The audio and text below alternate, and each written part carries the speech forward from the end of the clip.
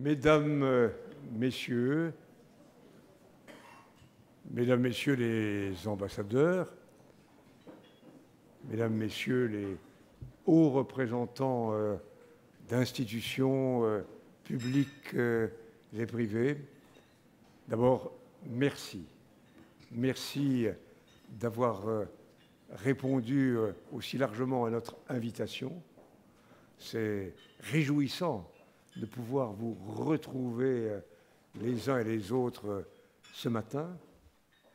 Et je pressens déjà que l'événement va permettre des échanges d'idées, de projets, et va donner un élan, parmi d'autres élans, à cette action que nous menons chacun à notre manière en faveur de l'essor des échanges entre l'Afrique, le monde arabe, la Méditerranée, l'Europe. Et en ce lieu unique au monde, l'Institut du monde arabe, qui est un lieu de paix, d'échange, de coopération, de réflexion aussi, qui met en valeur l'extraordinaire richesse culturelle, intellectuelle et créative du monde arabe, c'est un honneur de vous accueillir. Comme certains d'entre vous le savent, cette année est très spéciale, et surtout ce mois-ci, septembre, car nous fêtons, à travers différents événements, le 30e anniversaire de l'inauguration par le président François Mitterrand de cet endroit, qui a été conçu par Architecture Studio et Jean Nouvel, d'une architecture à la fois traditionnelle et contemporaine. À l'époque, j'étais ministre de la Culture, et nous avions choisi ce projet de Jean Nouvel en raison notamment de ces moucharabiers d'un certain type, et ces moucharabiers qui symbolisent l'architecture de la maison n'ont quasiment jamais fonctionné. L'architecte prétend le contraire, c'est un ami, mais moi je n'ai jamais vu fonctionner. Et l'idée est pourtant très ingénieuse.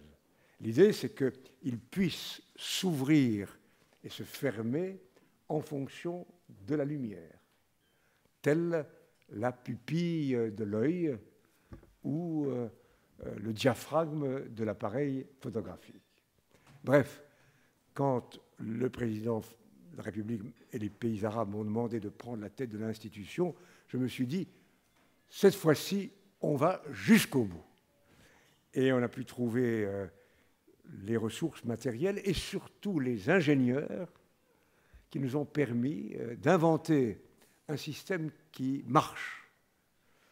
Et le 29 septembre prochain, ce sera une grande fête de la mise en mouvement et de la mise en lumière de ces moucharabiers. Ce sera un des grands attraits de Paris, parce que ce fonctionnement sera jour et nuit, comme la Tour Eiffel. Alors, il y a cela, il y a en ce moment même la biennale des photographes du monde arabe, qui déjà suscite un grand élan. Nous ouvrons, c'est le président de la République française et le président du Liban qui inaugureront officiellement une grande exposition sur Chrétiens d'Orient, 2000 ans d'histoire, qui succède à un autre événement qui a eu lieu et que plusieurs d'entre vous ont épaulé avec générosité, les trésors de l'islam en Afrique, sous-entendu en Afrique subsaharienne. Et la manifestation d'aujourd'hui, qui aurait pu avoir lieu un peu plus tôt, est en corrélation avec cet événement des trésors de l'islam dans l'Afrique subsaharienne, qui a eu un grand succès jusqu'à la fin du mois de juillet. Aujourd'hui, ce forum qui clôt notre saison africaine met en valeur les acteurs économiques et, je dois le dire, je suis impressionné, je félicite le secrétaire général, M.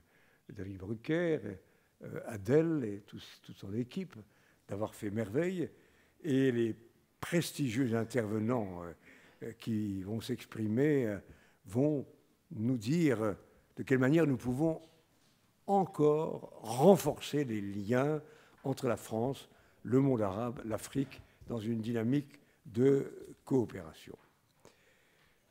Je veux aussi remercier les partenaires et les mécènes, plus nombreux que jamais.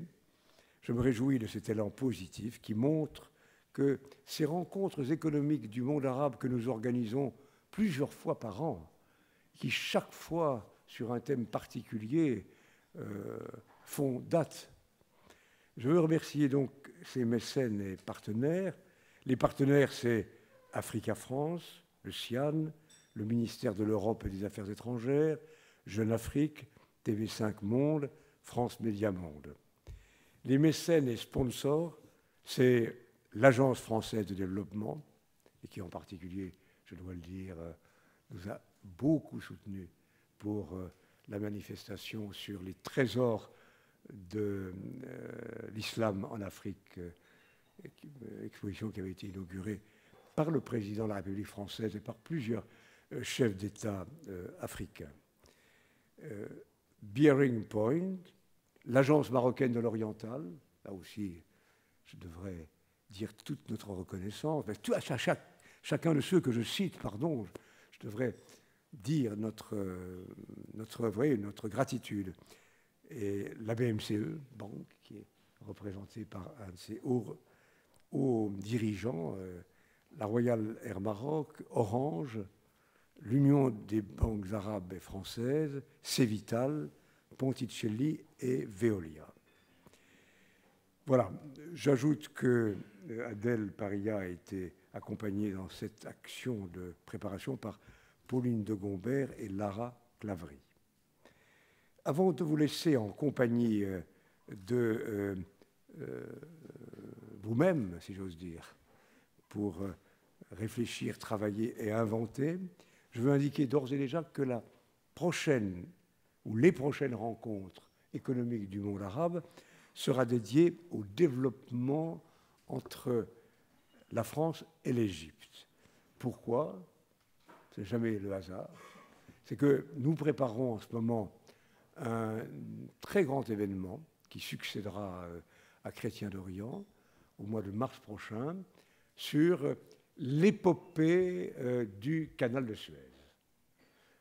Depuis les pharaons, c'est Sésostris III, dans l'Antiquité, qui a imaginé le premier, le percement d'une sorte de canal, jusqu'à aujourd'hui, puisque le président égyptien a décidé d'élargir le canal. Donc c'est une œuvre permanente, c'est un work in progress, si on peut dire, en passant évidemment par le grand événement de la fin du XIXe siècle. Et nous allons traverser en même temps la vie de l'Égypte, l'indépendance, la libération et d'autres manifestations. Donc la grande épopée du canal de Suez sera accompagnée d'une rencontre économique consacrée au rapport entre la France et l'Égypte. Et naturellement, ceux d'entre vous qui seraient intéressés à participer sont les bienvenus.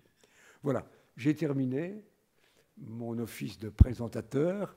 Je veux vraiment vous redire à quel point nous sommes honorés, heureux, comblés, passionnés. Et je laisse maintenant la parole à ceux qui vont faire le vrai travail. Et les premiers à intervenir sont, et vont venir nous rejoindre, Rémi Rioux, le directeur de l'Agence française de développement, le docteur Bander Ajar, directeur de la Banque islamique de développement, et Madame Yacine Fall, Banque africaine de développement. Merci.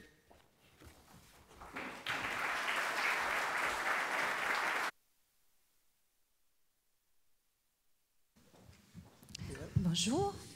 Merci, Monsieur le Président. Alors, chères Excellences, Mesdames et Messieurs, chers amis, au nom de TV5 Monde, déjà, je voulais vous dire que je suis ravie d'animer cette première discussion autour du monde arabe, de l'Afrique et de la France.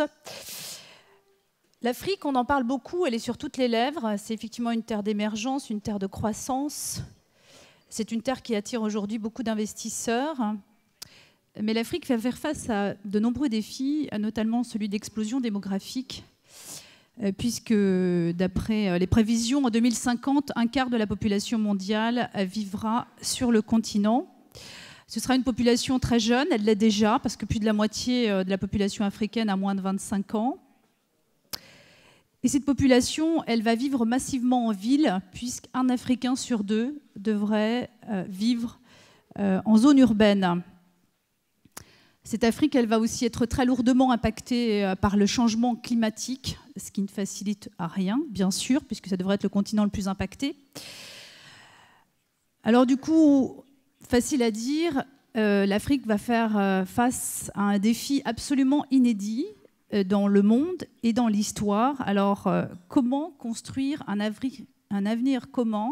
Comment faire en sorte que travaillent ensemble le monde arabe, l'Afrique, ou alors je vais prendre dans l'ordre l'Afrique par lettre alphabétique, le monde arabe et la France? C'est donc ce dont nous allons parler aujourd'hui lors de cette séance inaugurale avec Yacine Fall, qui est représentante résidence de la Banque africaine de développement. Merci d'être avec nous. Avec également Rémi Rioux, qui est directeur général de l'Agence française de développement, et aussi avec Dr Bandar Ajar, président du groupe Banque islamique de développement. Merci à vous également d'être avec nous ce matin. Alors, première question, bien sûr, on va laisser parler Madame et le continent africain. On le sait, aujourd'hui, l'Afrique n'a plus envie d'être regardée d'en haut, et ça se comprend très aisément. Mais pour aller vers une relation de partenariat dont tout le monde parle et que tout le monde revendique, comment faut-il aborder le continent, Yacine Fall? Dans quel état d'esprit faut-il aborder ce continent? Un petit peu, d'abord bonjour, bonjour à tous. En fait, vous avez un peu résumé les éléments essentiels. On parle d'un côté de défis démographiques, mais de dividendes démographiques aussi du continent, avec évidemment ces problématiques que vous avez soulignées. D'abord, le défi de la transformation, d'accélérer la transformation du continent pour permettre à ce que cette population présente et future puisse accéder aux services de base, accéder au développement et surtout accéder à des emplois, de pouvoir justement mobiliser les ressources pour réaliser cette transformation.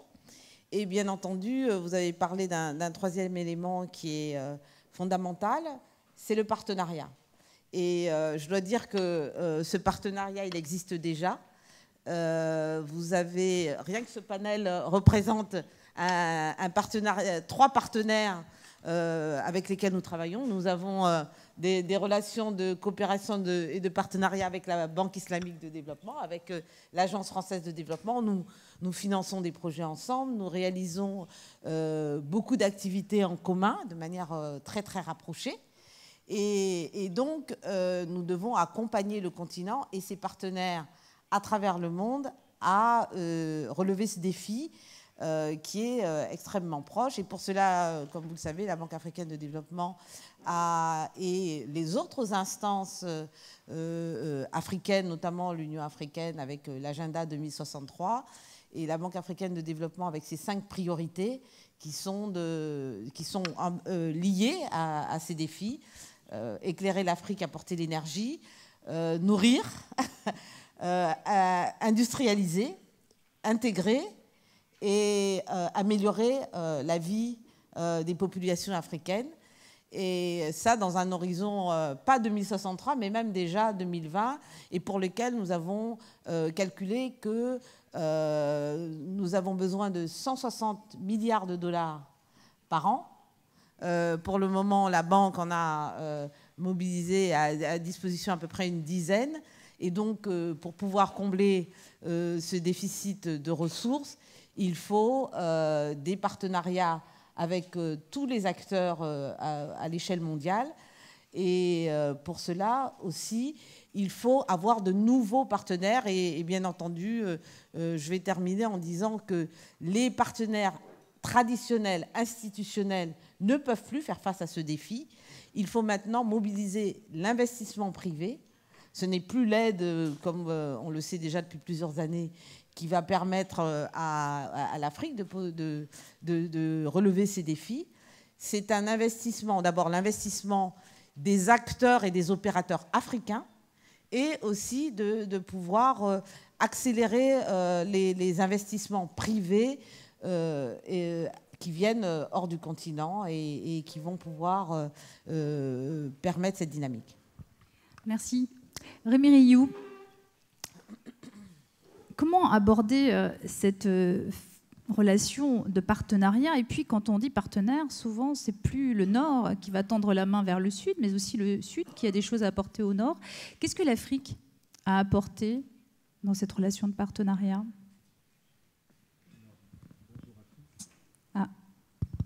Ça marche. Bonjour à tous. Très heureux d'être ici, beaucoup de visages connus. Merci au président Lang. On a ce beau partenariat avec l'Institut du monde arabe, cette belle exposition. On avait fait un colloque aussi en mars dernier sur le Tout Afrique. J'en dirai un mot. Elle est intéressante, votre remarque, parce que vous avez dit le Nord tend la main. Mais normalement, on pensait plutôt à l'inverse. Mais je crois que c'est emblématique de ce qui se passe en fait aujourd'hui, ce moment de bascule qu'on connaît depuis 2008, au moins depuis la crise financière. En fait, l'évolution date de bien plus loin. Elle date des années 70, de la crise pétrolière, qui est simplement l'émergence du Sud. Je veux dire, voilà, le Sud, c'est plus de 50% du PIB mondial, c'est plus de 50% du commerce mondial. C'est donc cette tectonique. Elle a des conséquences très, très fortes sur la gouvernance internationale, sur la façon dont le monde est géré. Et l'Afrique, évidemment, est un acteur majeur de cette bascule, de cette transformation. Et on l'a vu, bien sûr, en 2015, surtout. Je crois qu'il y a eu une prise de conscience incroyablement forte en 2015. On célèbre d'ailleurs lundi prochain. C'est l'Assemblée générale des Nations unies. En ce moment, on célèbre le 2e anniversaire des objectifs de développement durable, le 25 septembre prochain. Vous savez que le président Emmanuel Macron a invité un très grand sommet le 12 décembre prochain pour le 2e anniversaire de la COP 21, la conférence climat. Donc en 2015, on a fait un peu le plein d'engagements multilatéraux et on déroule maintenant tout cet agenda. Et cet agenda des objectifs de développement durable, il veut bien signifier un nouveau partenariat. C'est-à-dire, on s'est tous engagés dans le même agenda. Donc il n'y a pas des objectifs pour les pays du Sud et des objectifs pour les pays du Nord. Il y a 17 ODD. On part bien sûr pas tous du même point de départ. On n'empruntera pas tous le même chemin, mais c'est ce que tous les pays du monde ont décidé il y a maintenant 2 ans.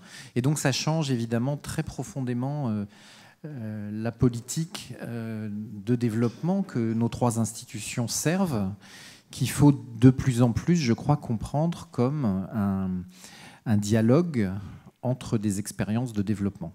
Donc, et nous, nos institutions, nous sommes ceux qui devons assurer, animer, financer, bien sûr, appuyer ce dialogue entre eux, s'agissant de l'Agence française de développement, l'expérience française du développement. Donc vous savez, c'est pour ça qu'on est allé bâtir cette belle alliance avec la Caisse des dépôts et consignations, parce que la Caisse des dépôts et consignations, c'est l'instrument qui, depuis 200 ans, exprime, finance notre propre chemin de développement.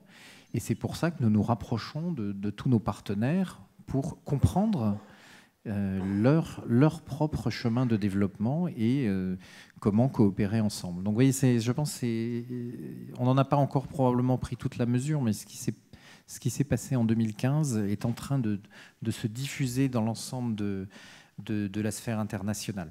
Et j'ajoute juste un petit mot pour vous dire que je crois beaucoup au rôle de nos institutions. Vous direz, je suis un petit peu biaisé, mais je pense que ces banques de développement, ces instruments publics, effectivement plus patients, sont en train de prendre de la force, à la fois bien sûr les banques multilatérales, donc la Banque islamique de développement, la Banque africaine de développement, très active, très puissante, que nous connaissons bien. Et puis, il y a une évolution très intéressante, c'est qu'est en train d'émerger, de se structurer, de se renforcer un nouveau groupe, qui est le groupe des banques nationales et régionales de développement.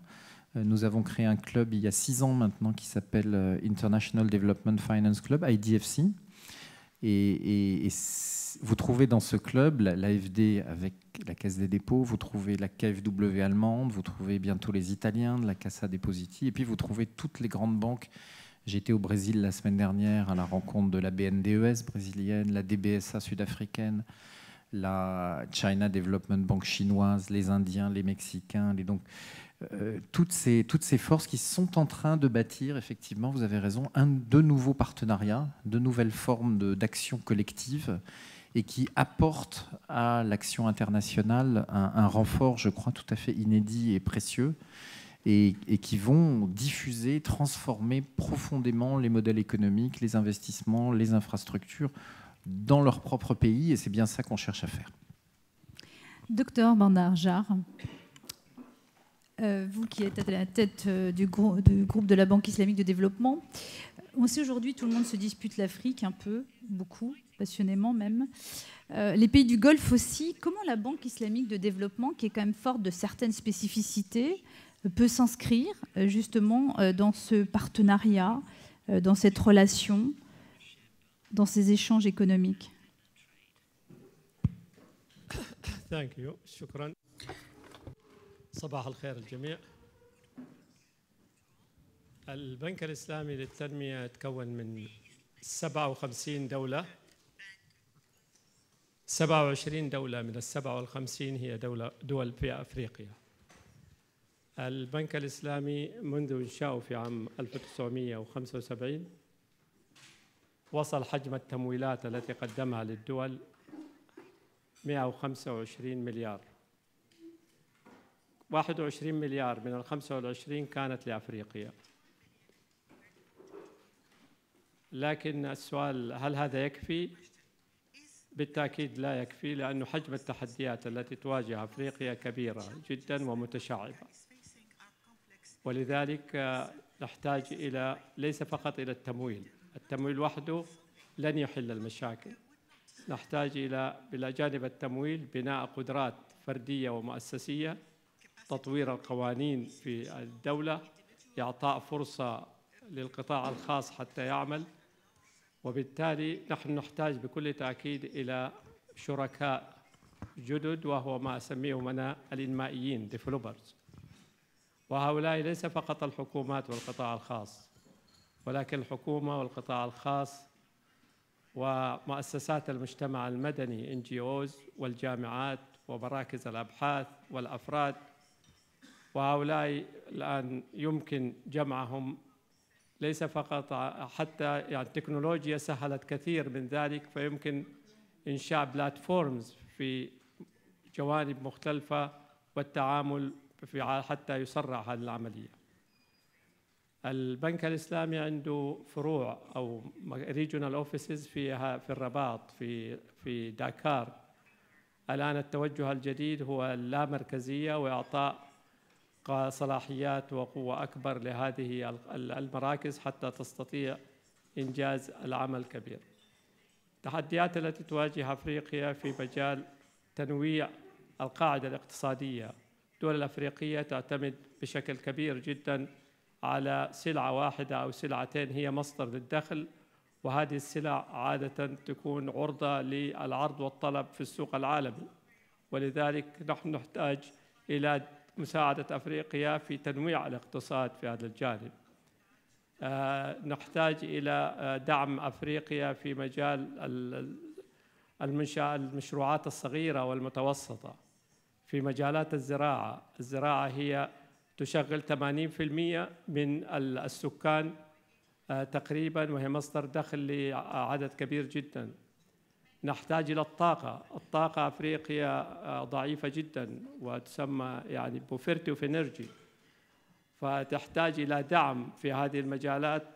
الفود سيكيورتي، الأمن الغذائي، هذا مجال آخر. الآن عدد سكان أفريقيا حوالي 950 مليون. في عام 2050 راح يتضاعف هذا العدد وراح يزيد الطلب على الطاقة. فأقصد هنا التحديات كبيرة جدا، لكن في نفس الوقت التحدي الأكبر كيف نستطيع معا أن نحول هذه التحديات إلى فرص واعدة يشترك الجميع في تنفيذها والاستفادة منها. ولذلك البنوك التنموية العالمية لن تستطيع وحدها أن تقوم بها حتى لو اجتمعت كلها ال 12 بنك. لابد من إعطاء فرصة للقطاع الخاص حتى يعملوا جميع الكومبوننت الأخرى في هذه. النقطة الثانية التي أريد أن أشير إليها، جميع المشاريع ومعظمها التي تنفذ هي تنفذ على أساس مشروع واحد، ولا يسمى individual single small scale project. هذه الطريقة أيضا غير مجدية، ما فيها التأثير التنموي الكبير. فلا بد أيضا أن نتعاون ويكون في value chain holistic solution، وليس فقط نركز على جزئية واحدة من المشروع. فهذه كلها تحتاج إلى تعاون الجميع. لكن أود أن أذكر أنه نحن البنك الإسلامي للتنمية قبل 42 سنة في عام 1975 نفذ مع الوكالة الفرنسية للتنمية أول مشروع في أفريقيا، وكان المشروع في الكاميرون في اسمه سونغ لولو. هذا المشروع كان للطاقة الكهربائية، كان مشروع جوينت بروجكت بين البنك الإسلامي للتنمية وبين وكالة التنمية الفرنسية. الآن نحن عندنا 33 مشروع بين البنك الإسلامي للتنمية ووكالة التنمية الفرنسية في أفريقيا، ومعظمها في جنوب الصحراء بتكلفة تتجاوز 9 مليار دولار. هناك أيضا من الشراكات التي نعمل عليها، وعندنا برنامج اسمه نقل التجارب الناجحة بين الدول الأعضاء. جميع الدول الأعضاء في البنك الإسلامي هي دول جنوب، بمعنى هي دول يعني تقدر تسميها من العالم الثالث أو الدول النامية. فبعض التجارب تكون ناجحة في هذه الدول فننقلها إلى دول أخرى، وعندنا أمثلة كثيرة على ذلك. Can I continue or stop? فمن الأمثلة هذا نحن نقلنا. المغرب كانت متقدمة جدا في الطاقة المتجددة الرينيوبل انرجي.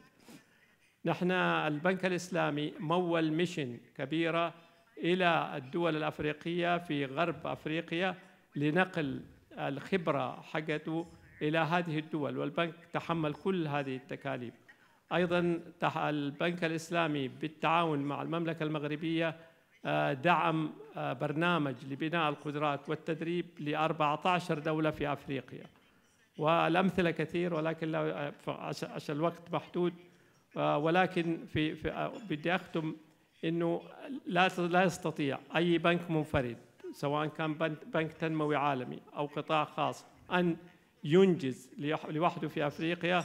ولذلك لا بد من الشراكة لأن حجم التحديات كبيرة، ولا بد من الشراكة والتعاون معا لحل هذه التحديات. شكرا. Merci, Dr Bandar Anjar. Alors, on l'a compris, l'Afrique manque cruellement d'infrastructures, elle manque d'énergie, elle manque de tout ce qui est lié aux questions d'urbanisation, d'habitat, d'immeubles, de transport, mais aussi d'accès à l'alimentation, à l'eau, avec aussi la limitation des déchets. Bref, les défis sont immenses et on voit qu'il y a à la fois des défis qui relèvent de l'État et des défis qui relèvent du secteur privé. Comment on peut trouver un équilibre, Yassine Fall, justement, pour que les investissements soient équilibrés et à la fois qui concernent les investissements du point de vue de l'État et ceux aussi à titre individuel?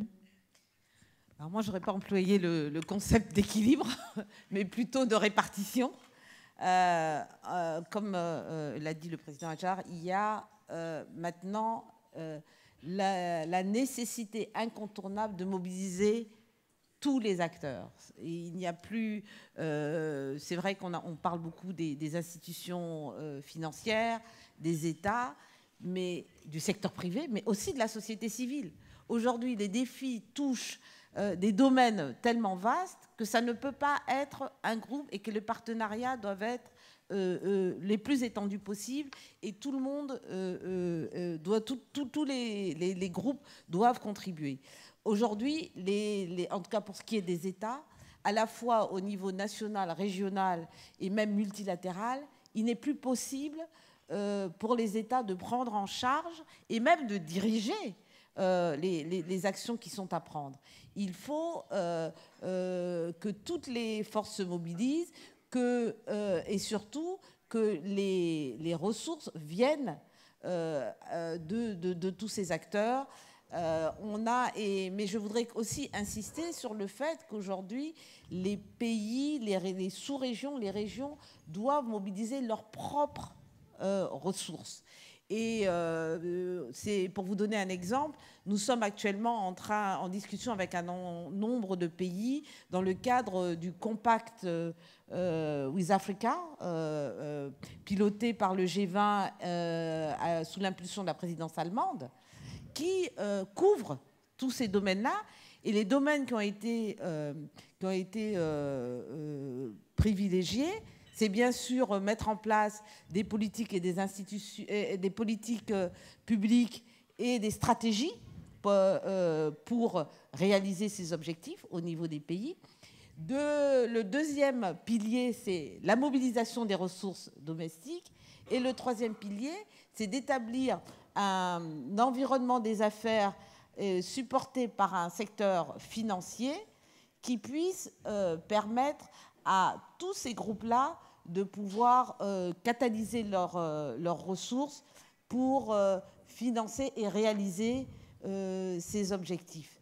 Un certain nombre de pays, et le paradoxe, c'est que si vous observez les discussions qui sont dans le cadre de ce Compact with Africa, on ne parle pas d'aide, on ne parle pas de financement supplémentaire, mais on parle d'établir une plateforme de partenariat, de partage de connaissances, de partage d'expériences et de cartographie des problématiques pour que toute cette dynamique puisse être partagée. Et même si les pays sont tout à fait conscients qu'ils ne vont pas recevoir plus de ressources financières, ils ont intérêt à jouer le jeu et à se mobiliser. Et les 7 premiers pays qui ont été identifiés dans le cadre de ce Compact with Africa, l'Éthiopie, le Sénégal, la Côte d'Ivoire, le Rwanda, la Tunisie, le Maroc, ont mobilisé énormément d'efforts pour établir ce cadre, pour présenter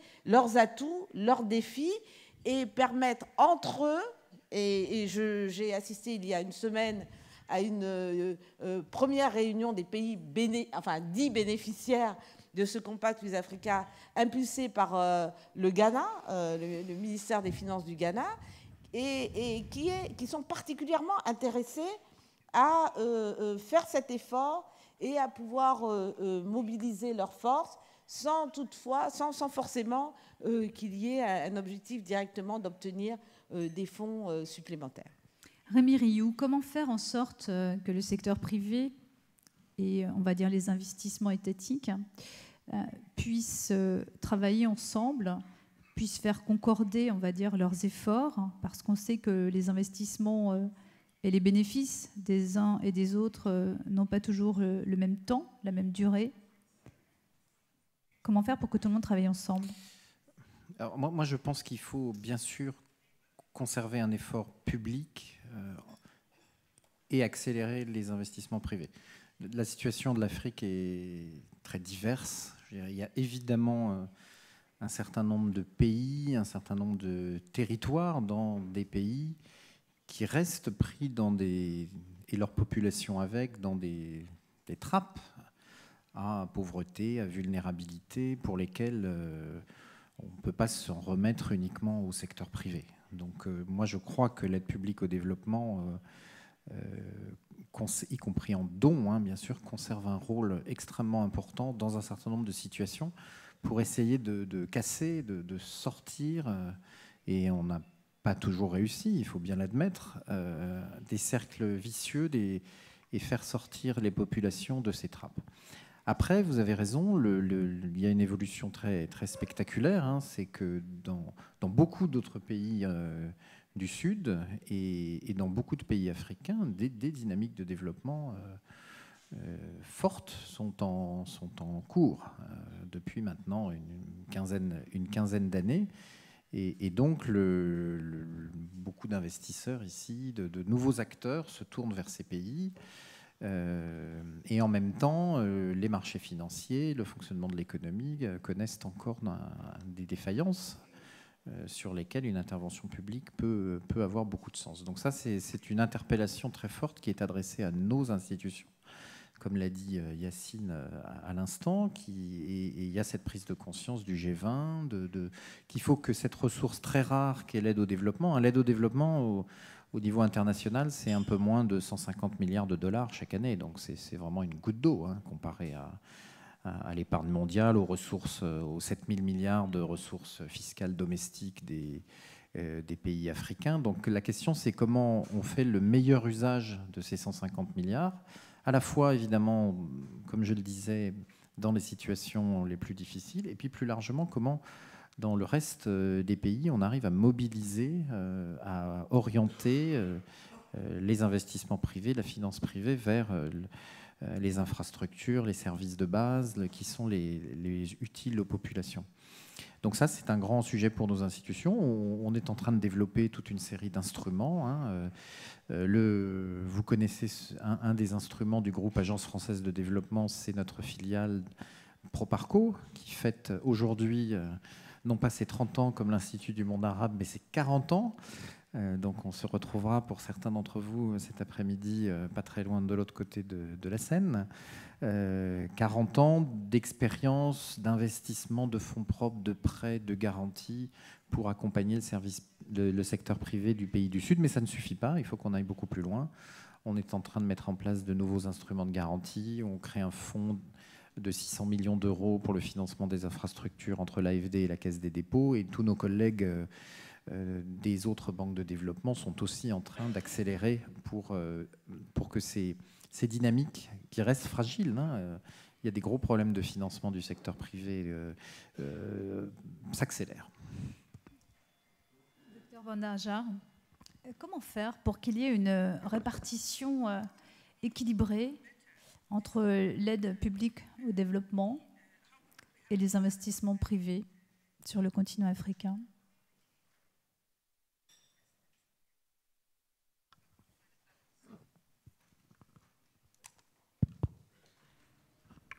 بالنسبة لي أنا يعني المشكلة ليس التمويل. The problem for me is not the financing. The financing is there. The private sector has the financing for the achievement of projects in Africa and other countries. The problems are the risks.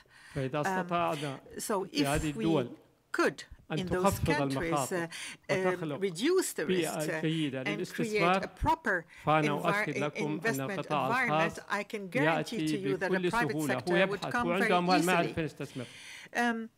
ولكن المشكلة في They know how to المخاطر invest, but the وليس problem في are the risks توفر that هذه are not الأموال. about ولذلك the availability لابد of من العمل على resources. تطوير This is why القوانين we should والأنظمة work on والإجراءات legislation, الموجودة في rules, الدول and الأفريقية procedures in Africa حتى تستطيع so that ونضمن أن هناك we في could guarantee يعني كواليتي للمشاريع ويضمن القطاع الخاص أن يأتي ويستثمر في and the هذه private الدول. sector would be وكلما free استطعنا أن to invest. نخفض من حجم And the more we المخاطر can reduce the كلما risk, تدفقت the هذه more الأموال. we would see a النقطة flow of الثانية money. النمو The second الاقتصادي point, هو المحرك the لحل development, مشاكل الفقر وغيرها. the إذا استطعنا أن نرفع economic من growth درجة النمو would الاقتصادي in fact معناته أن alleviate استطعنا أن poverty. نخلق If فرص we عمل improve the استطعنا أن economic نزيد growth, من we'd find حجم job opportunities and الصادرات we للدول would الأخرى. يعني improve the أنا حزين exports جدا to other أنه حجم countries. I'm الصادرات very sad to بين see that the أفريقيا volume of والدول exports العربية between ضعيف جدا. Africa and the Arab يعني world is حوالي very weak. 5.3% of exports from Arabic countries to Africa, and 6-point-something from Africa to the Arab countries. This is why we should have a target to reach, which is 20%. We held a meeting in Morocco, Rabat, which called setting up bridges between Morocco and the Arab world, and what are the obstacles facing the trade between Arab countries and Africa. Second point is the private-public partnership. This method has been very successful. This partnership allows to reduce the risk, to improve the quality of project, and the government does not have necessarily to provide a lot of money. So $1 billion could be invested in 20 projects in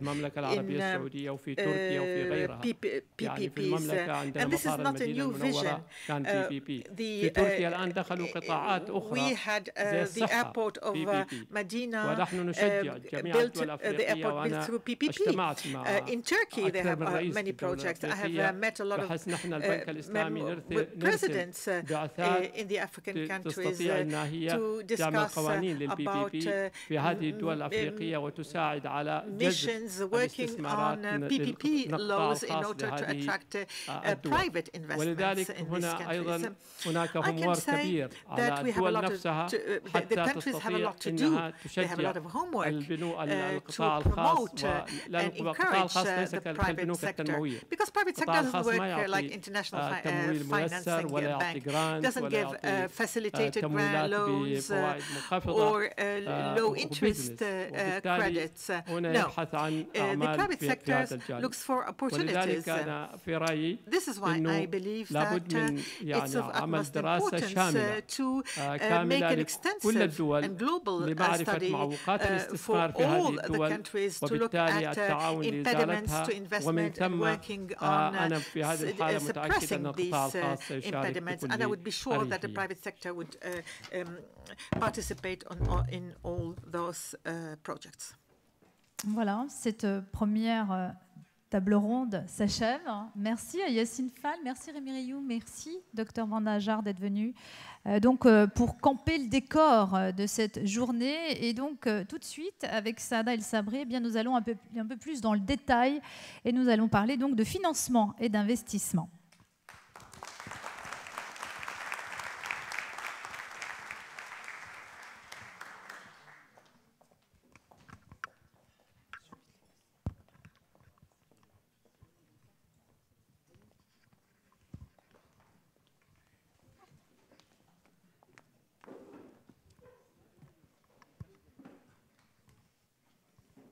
Bonjour à tous. Donc, pour parler de financement et d'investissement, justement, je vais appeler les participants à cette table ronde.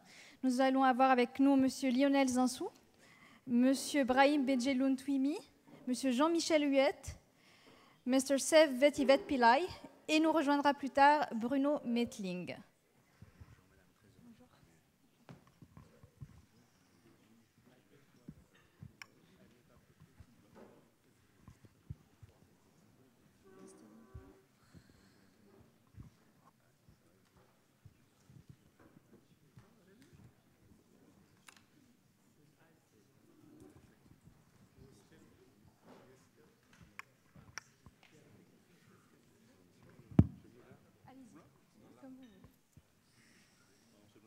Il manquera M. Metling qui nous rejoindra à la fin.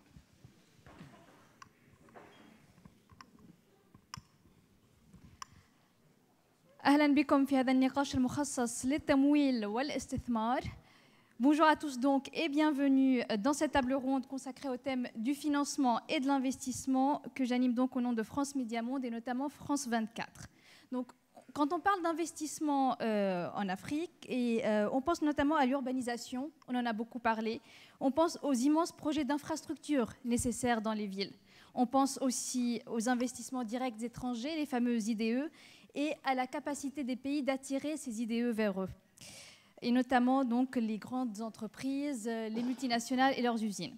On pense donc surtout à l'investissement en capital physique et on pense beaucoup moins à l'essentiel, à l'investissement en capital humain dans les secteurs de l'éducation et de la santé qui sont des secteurs essentiels aujourd'hui pour l'Afrique.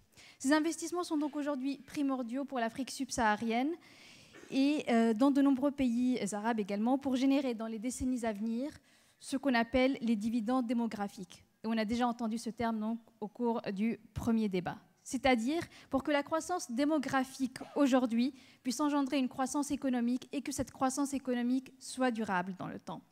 Les perspectives donc d'investissement sont nombreuses en Afrique, mais quels sont les secteurs prioritaires?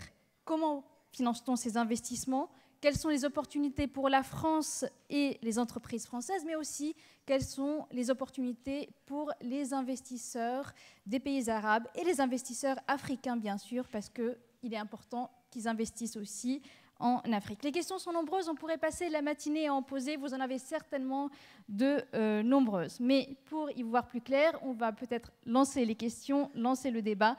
Et donc je vais présenter les participants à cette table ronde. Et d'abord, Monsieur Lionel Zinsou, que pour certains on ne présente plus, coprésident d'Africa France, ancien Premier ministre du Bénin. Vous êtes aussi économiste, vous avez été banquier d'affaires.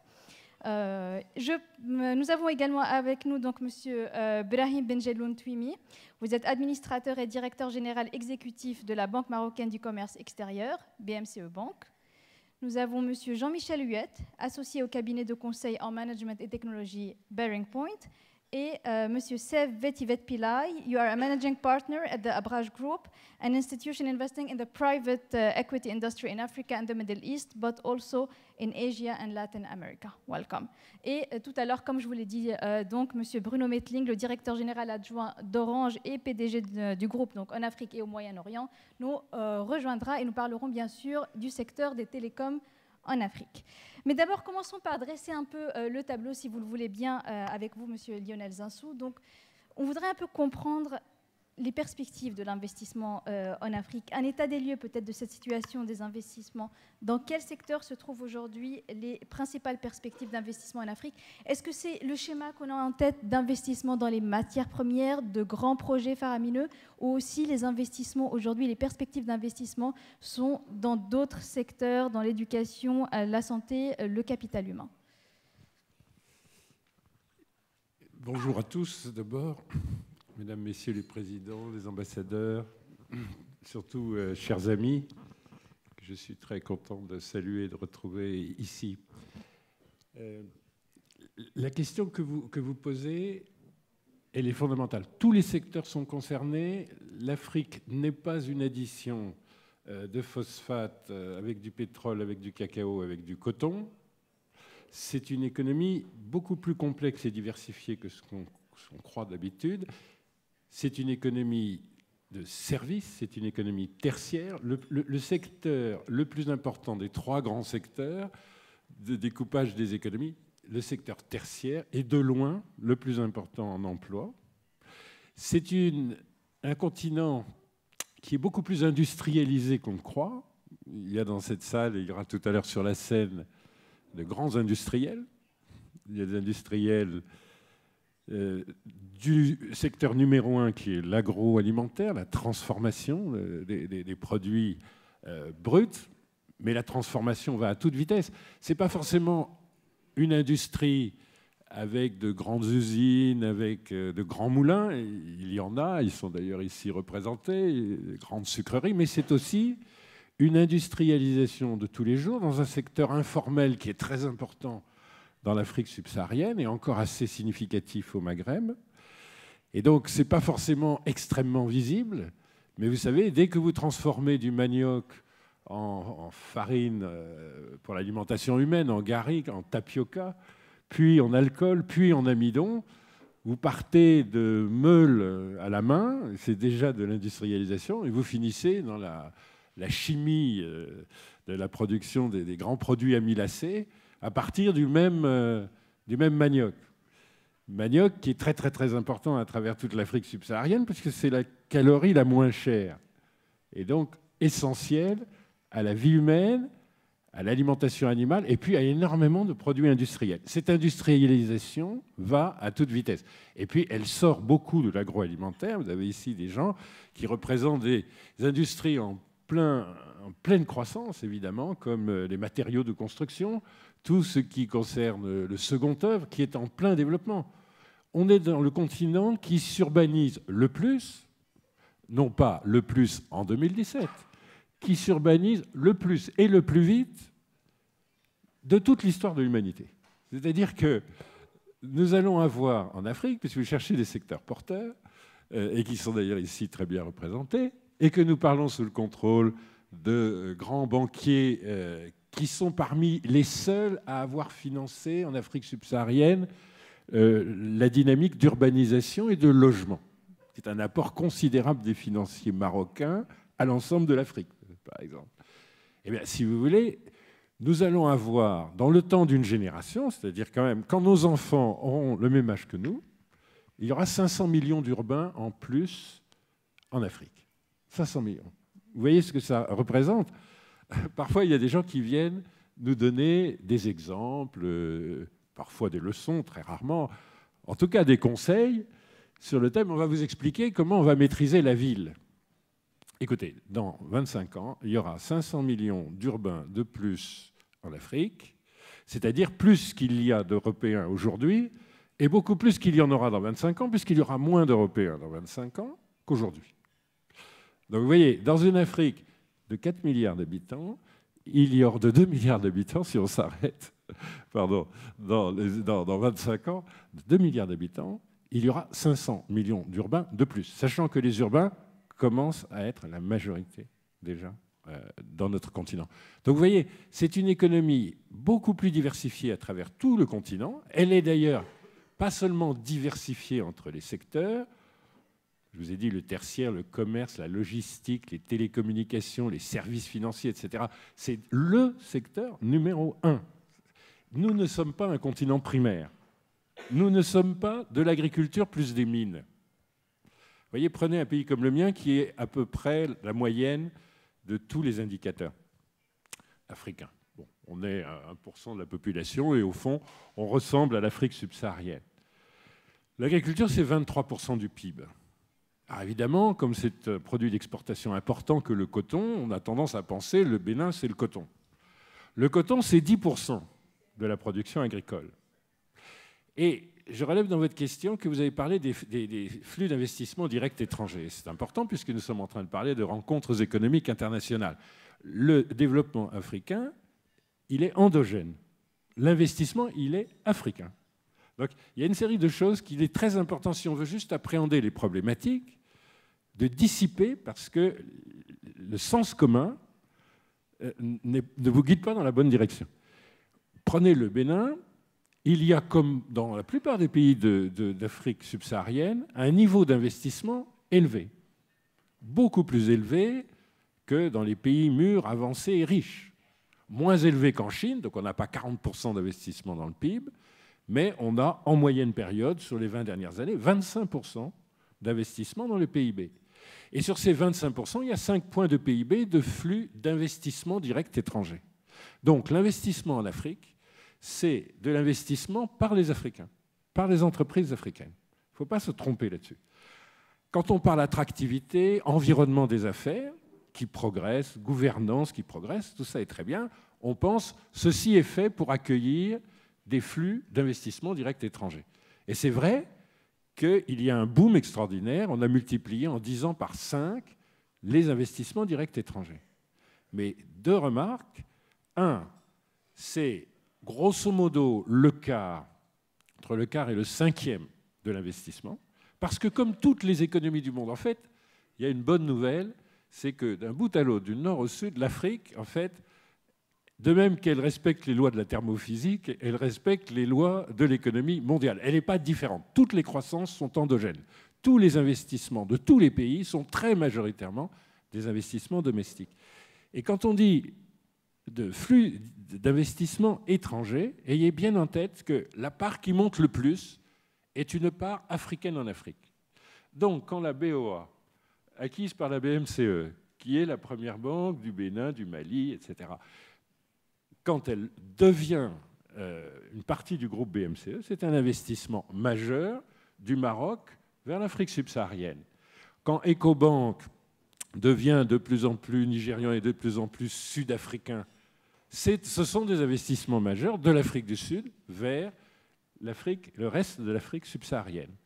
Vous avez de plus en plus de grands groupes, quand l'OCP, qui sera sur cette scène dans quelques minutes, investit partout en Afrique, parce que nous sommes le continent qui a le potentiel le plus exceptionnel en matière d'engrais et en matière de productivité agricole, ce sont des investissements majeurs du Maroc. Vous avez comme cela des pays qui sortent de leurs frontières. Mais il n'y a pas que l'Afrique du Sud, le Maroc, le Nigeria, l'Égypte.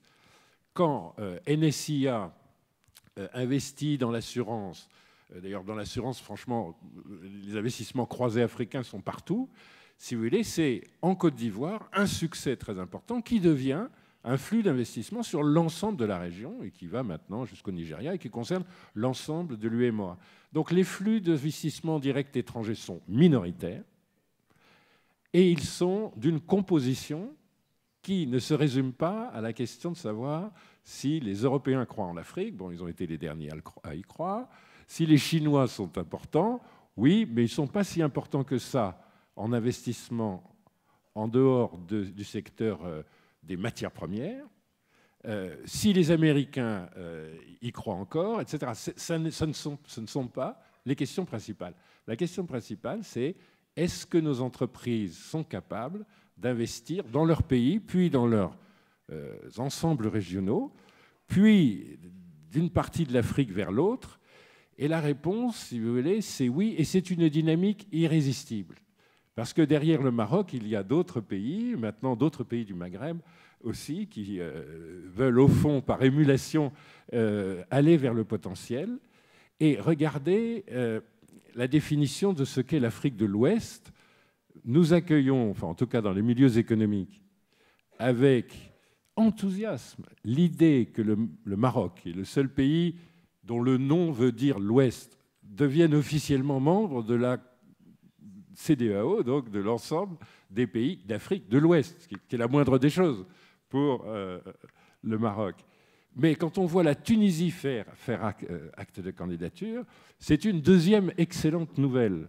Vous savez, quand les gens percevront, ce qui est déjà une réalité, que l'Afrique de l'Ouest, ça commence à 7 km d'Algésiras, et ça va jusqu'à Calabar, au fond, à la frontière camerounaise, que c'est un marché qui va devenir un vrai marché unique de 350 millions de consommateurs qui, en parité de pouvoir d'achat, représentent désormais quelque chose en termes de PIB qui représente une grande puissance européenne, parce que c'est cela dont on parle en termes de poids, avec une dynamique de croissance très forte. Si vous voulez, c'est un séisme. C'est un séisme. Toutes les anticipations rationnelles des investisseurs vont changer. Si je peux aller à Tanger, qui est plus familier que Calabar ou que Cotonou, et que de là, je peux, et regarder le développement de Tanger-Med et regarder les développements industriels à Tanger, je peux desservir ces 350 millions de consommateurs et répondre à leurs besoins. Voilà, si vous voulez, des directions extrêmement porteuses. Donc on n'a jamais vécu quelque chose d'aussi fort en transformation de nos économies sur le plan de l'investissement, qualitativement, du point de vue des origines.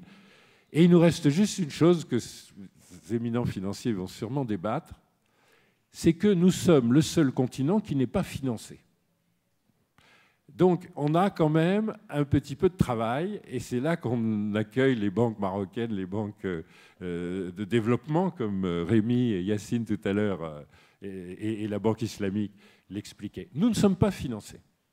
C'est-à-dire que le total des actifs financiers de l'Afrique, de l'ensemble du continent, est égal à 1 fois le PIB. Dans le monde, les actifs financiers représentent 4 fois le PIB. Les actifs financiers, c'est le total des bilans bancaires, plus les obligations, plus les actions.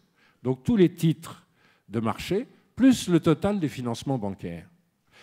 Nous avons en Afrique subsaharienne, hors Afrique du Sud. Disons, le Maghreb est beaucoup mieux financé, le Machrek et l'Afrique du Sud. Entre les deux, les crédits représentent la moitié des dépôts. Entre les deux, le crédit représente moins de 20% du PIB. Nous sommes le continent qui n'est pas financé. Je ne parle pas des effets de contrôle d'échange, je ne parle pas, mais des problèmes institutionnels. Mais même si notre système financier est en train de rattraper un retard, ayez bien en tête que tout l'effort d'investissement du continent est très largement de l'autofinancement. Heureusement, c'est le continent qui a le rendement du capital le plus élevé. Ce qui est aussi une idée complètement contre-intuitive, mais qui est quand même validée dans les chiffres. Mais les États sont très mal financés, même si maintenant ils ont un système obligataire qui fonctionne mieux, même si les bourses de valeur se sont énormément développées, même s'il y a eu des mécanismes de désendettement, nos États sont très mal financés. Ils ne sont d'ailleurs pas très endettés, un peu plus de 40% du PIB, mais ils ont beaucoup de difficultés qu'on voit dans les problèmes, je parle devant des spécialistes, d'arriérés de paiement et de dette intérieure. Quand vous avez un mauvais système de financement souverain, même si je rends hommage aux grands banquiers ici présents qui font des levées de fonds sur le marché international extraordinaires aujourd'hui pour les États souverains, nos États sont mal financés. Mais ils sont beaucoup mieux financés que le secteur privé. Le secteur privé n'est pas financé en Afrique. Les petites et moyennes entreprises n'accèdent ni à du crédit pour le fonds de roulement, ni à du crédit pour l'investissement. Les ménages sont les plus maltraités. Et j'ai terminé en vous disant ça, parce que je vois que je confisque la parole. Les ménages sont les plus maltraités. Le plus grand emploi du système bancaire mondial, c'est de financer le logement. En dehors, et je les salue, des banques marocaines qui ont introduit de la concurrence et qui ont inventé des produits financiers, on ne sait pas financer un logement par le crédit en Afrique subsaharienne. Donc les grands emplois du système bancaire du monde, et c'est pour ça qu'on a des chiffres si bas par rapport au PIB, ne sont pas représentés. On ne finance pas le logement, on ne finance pas le fonds de roulement, sauf pour quelques grandes entreprises, et on ne finance pas les investissements.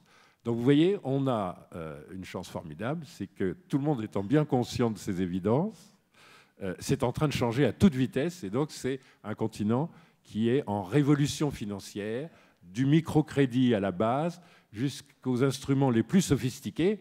Mais vraiment, qu'est-ce que c'est urgent si on veut juste suivre, accompagner la croissance endogène du continent qui vraiment mérite un effort financier considérable qui est en train d'apparaître. Et du financement, justement, on va continuer à en parler avec Brahim Benjelloun Twimi. Justement, donc, Monsieur Zinsou a commencé à parler du rôle du Maroc et des investissements marocains en Afrique. Et il a soulevé aussi la question du financement. Je joins donc les deux thématiques. D'abord, quel rôle le Maroc peut-il jouer pour faciliter les investissements arabes, nord-africains et arabes en général dans l'ensemble des pays d'Afrique subsaharienne, et le rôle du financement, quel rôle les banques, et notamment votre banque, peuvent-elles jouer pour faciliter ces investissements, les diriger vers les secteurs porteurs? Merci beaucoup, madame. Merci à monsieur le Premier ministre, M. Zinsou, d'avoir si bien parlé de banque marocaine. Nous en sommes très fiers. Juste pour vous donner, juste pour fixer les idées, en Afrique de l'Ouest, il faut garder deux chiffres, 25 et un tiers. Nous représentons entre 25 et un tiers les trois banques marocaines, des dépôts, des guichets, des GAB, des bilans, de nos résultats, des résultats nets. Vous savez, nous sommes réunis pour réfléchir à l'avenir commun, Afrique, monde arabe et Europe. Il me semble que, et c'est ce que nous essayons de faire dans le groupe BMC Bank of Africa, de l'illustrer. Il faut une approche extrêmement novatrice et nous essayons à la mesure de nos modestes moyens, parce que nous ne sommes qu'en définitive qu'un groupe bancaire de 30 milliards de dollars, 18 milliards à peu près de dépôts et de crédits si on devait fixer les idées. C'est vrai que nous sommes présents dans une vingtaine de pays en Afrique et 12 en Europe, mais c'est une banque régionale. C'est vrai que nous sommes une des 7 banques panafricaines considérées par le FMI, mais nous sommes modestes. cette approche novatrice, et je répondrai à votre question, c'est être holistique. Comment? D'abord, le clin d'œil. Il faut donner une âme à la finance. Et l'âme, c'est lui donner un sens. L'âme, déjà, ça peut être géographiquement, en essayant effectivement de mutualiser cet effort entre l'Afrique, le monde arabe, et je dirais pour ma part Méditerranée et l'Europe, ça fait AME. Une âme aussi parce qu'il y a une démarche que les financiers, ce que nous essayons de faire pour notre part, une démarche qui serait de rechercher, dans le cadre de ce développement de l'Afrique, il y a tant de potentialités, ça a été illustré dans les interventions précédentes, du panel précédent et de M. Sanzou. Il faut lui donner une âme à travers la recherche d'une finance à impact positif. Cela signifie quoi? Il y a eu une déclaration ici à Paris d'une vingtaine d'institutions, dont la nôtre, qui a essayé de dire il ne suffit pas de rechercher à financer des secteurs, il faut d'abord rechercher quel impact positif nous essayons de lui conférer, de le mesurer, de reporter en bon français, de faire une reddition des comptes, d'être transparent. Donc il faut une approche holistique également dans cela, et en intégrant ce que nous faisons pour notre part, des critères environnementaux, économiques et sociaux. C'est également une approche holistique, on y a fait référence dans le panel précédent, qui devrait inclure plusieurs parties prenantes dans une perspective de partage des risques. C'est fondamental. Partage des risques, vous la trouvez effectivement dans le partenariat public-privé dont on parlait tout à l'heure. Partage des risques, on le trouve dans le capital et investissement, qui est véritablement l'un des leviers essentiels à imaginer pour développer l'Afrique. Partage des risques, c'est également les marchés de capitaux. Partage des risques, c'est également la finance islamique. Elle ne représente sur, je crois, 1000 milliards de... En tout cas, l'Afrique ne représente que moins de 2% de la finance islamique de par le monde. Partage des risques, parce que la finance islamique, moi je la laïciserai un petit peu comme ce que nous avons fait au Maroc en l'appelant la finance participative, c'est un partage des risques.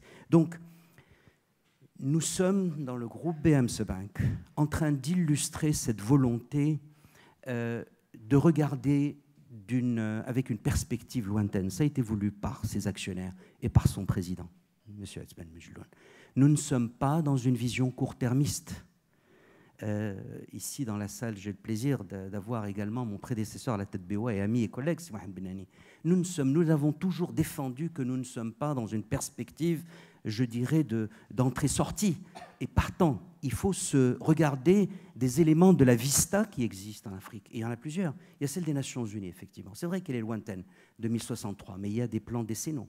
Il y a la vista des objectifs de développement durable. Voilà le sens que j'essaie de donner à notre action de financement. Et il y a la vista, c'est vrai, là-bas tout à l'heure, qui a parlé des 5 highs. Moi, pour ma part, je recommanderais qu'on ajoute un 6e, qui est la numérisation de l'Afrique. Donc, il y a cette perspective de long terme. C'est ce que nous faisons, nous, Banque marocaine, en ouvrant des agences, en faisant de la banque retail. Monsieur Sanzou parlait effectivement. Le logement a été, le financement de logement, nous l'avons introduit. Le groupe BMC Bank of Africa y a beaucoup contribué. Et je me souviens de toutes ces discussions épiques que nous avions à Casablanca sur le fait que, d'abord au Maroc, et nous l'avons fait, et j'ai plaisir aussi de voir ici présent l'un des opérateurs immobiliers les plus importants du Maroc. Donc, si vous voulez, c'est fondamental. Et puis, cette vista étant là, nous considérons qu'en portant l'enseigne de Bank of Africa, Banque de l'Afrique, nous devons mériter ce nom. Nous ne sommes pas la banque des Marocains en Afrique. Nous sommes la banque des Africains.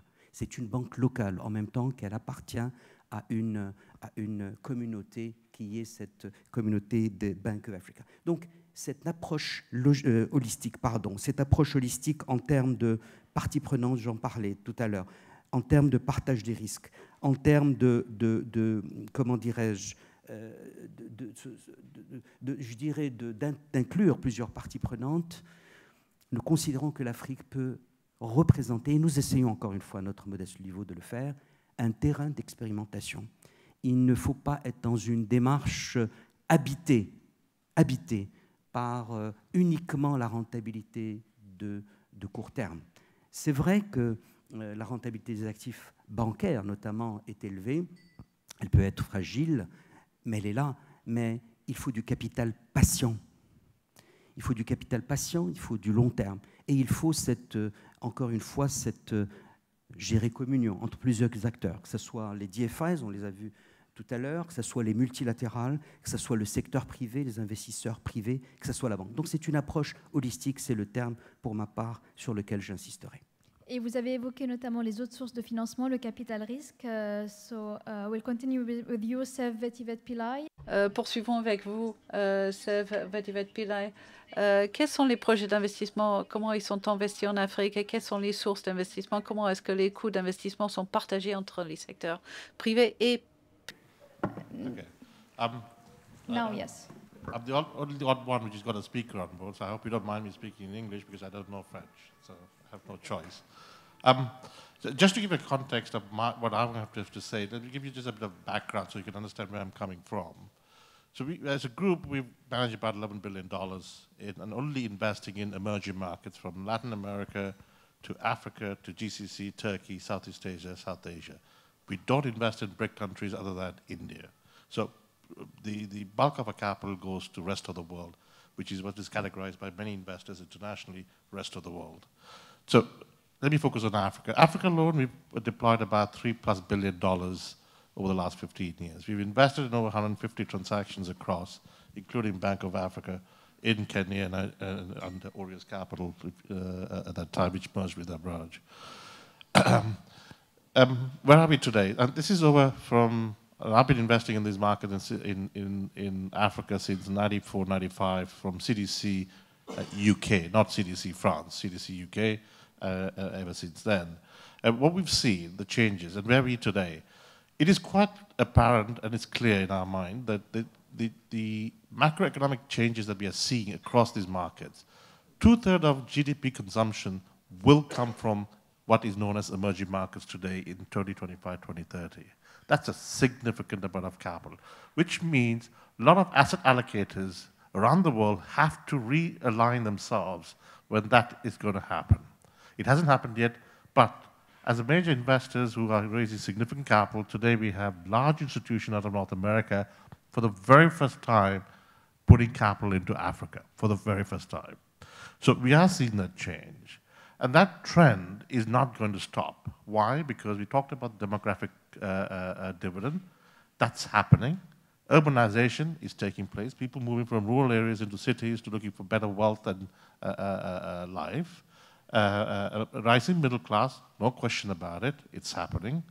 In terms of income disposal going up, in terms of the volume of number of middle class is also increasing. And then the last point I'll make is the connectivity, the South-South trade.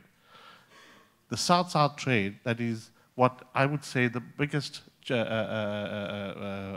investment and the change that's going to happen is the One Belt, One Road that the Chinese are putting through. That's going to make a big difference. The Middle East will benefit from it. Turkey will benefit from it. Africa will benefit from it. And it will happen. They're quite advanced and they're going ahead with it. So these changes, the question is, can it be sustainable in the long term? And the problem there is the basic needs in Africa. All the significant capital is going into it. The problem we have is that the model that we're applying is not necessarily the right model for every part of investing. And that change is taking time. Very few of us are breaking through it. So for example, you need healthcare, basic healthcare. If Lagos has 25 to 26 million people living in it, how is that it has less than 1,000 private beds? How do they manage? That's not appropriate. You have education needs. You need to educate people and get, when you have a median age in Nigeria is 19 years, in emerging markets is 29, that's a very young population. There are opportunities and challenges that's going to come along with it. We need to be prepared for that. Then you have a situation where energy is a major issue that has already been mentioned in these markets. Why is that in 2016, out of 21 new energy projects, only 4 was in sub-Saharan Africa? I'll tell you why. The problem is not just capital alone. The problem is know-how, technical know-how as well, and talent. It's not that easy to find. And what we find is that it's up to each and every one of us. I mean, we took a decision as a private company. Look, the opportunity is clear in healthcare. We know there's a demand We know how many people are leaving the country and looking for healthcare outside, funded by government in some cases, which is a huge drain to the government's foreign exchange. So how do we address that? We said, well, putting 2 hospitals or 1 multi-specialty hospital in Lagos is not going to resolve it. You have to have scale. So what we are doing is we're not only building the hospital from ground up, a 350-bed hospital, a 200-bed hospital in Lekki, and then we are buying 20 clinics, primary and secondary clinics around Lagos, connecting it with diagnostics, and then creating a healthcare ecosystem by cities. So in other words, cater to the 15, 20 million people and use technology to bridge the gap of lack of human capital in terms of medical professionals, take down the barriers that are there today, working closely with government, local government, to allow us to build that. We're doing that in Lagos, we're doing it in Nairobi. Nairobi is a different story. Nairobi has so many hospitals. So we bought 7 hospitals, consolidated to 750 beds. We're putting another 1,000 bed onto it and creating an ecosystem of clinics and community care such that it feeds through the volume. So you treat people early on and you get into preventive care as opposed to then falling ill and then taking care of. So bring the cost down. Why, as a private sector, we are doing that? Simply because the opportunity is clear. But the problem is, you can't do that in 3 to 5 years like a typical private equity fund. It doesn't work. You have to have 10-year, 15-year runway. So we said, okay, let's do a 10, 15 years. So we got a fund that is a 15-year fund, first of its kind. We have to break these the norms and go for what actually is needed in these markets. Energy. Why is that energy is a problem? We looked at about 125 transactions that was coming for financial close in Africa. Only 3 could go to financial close.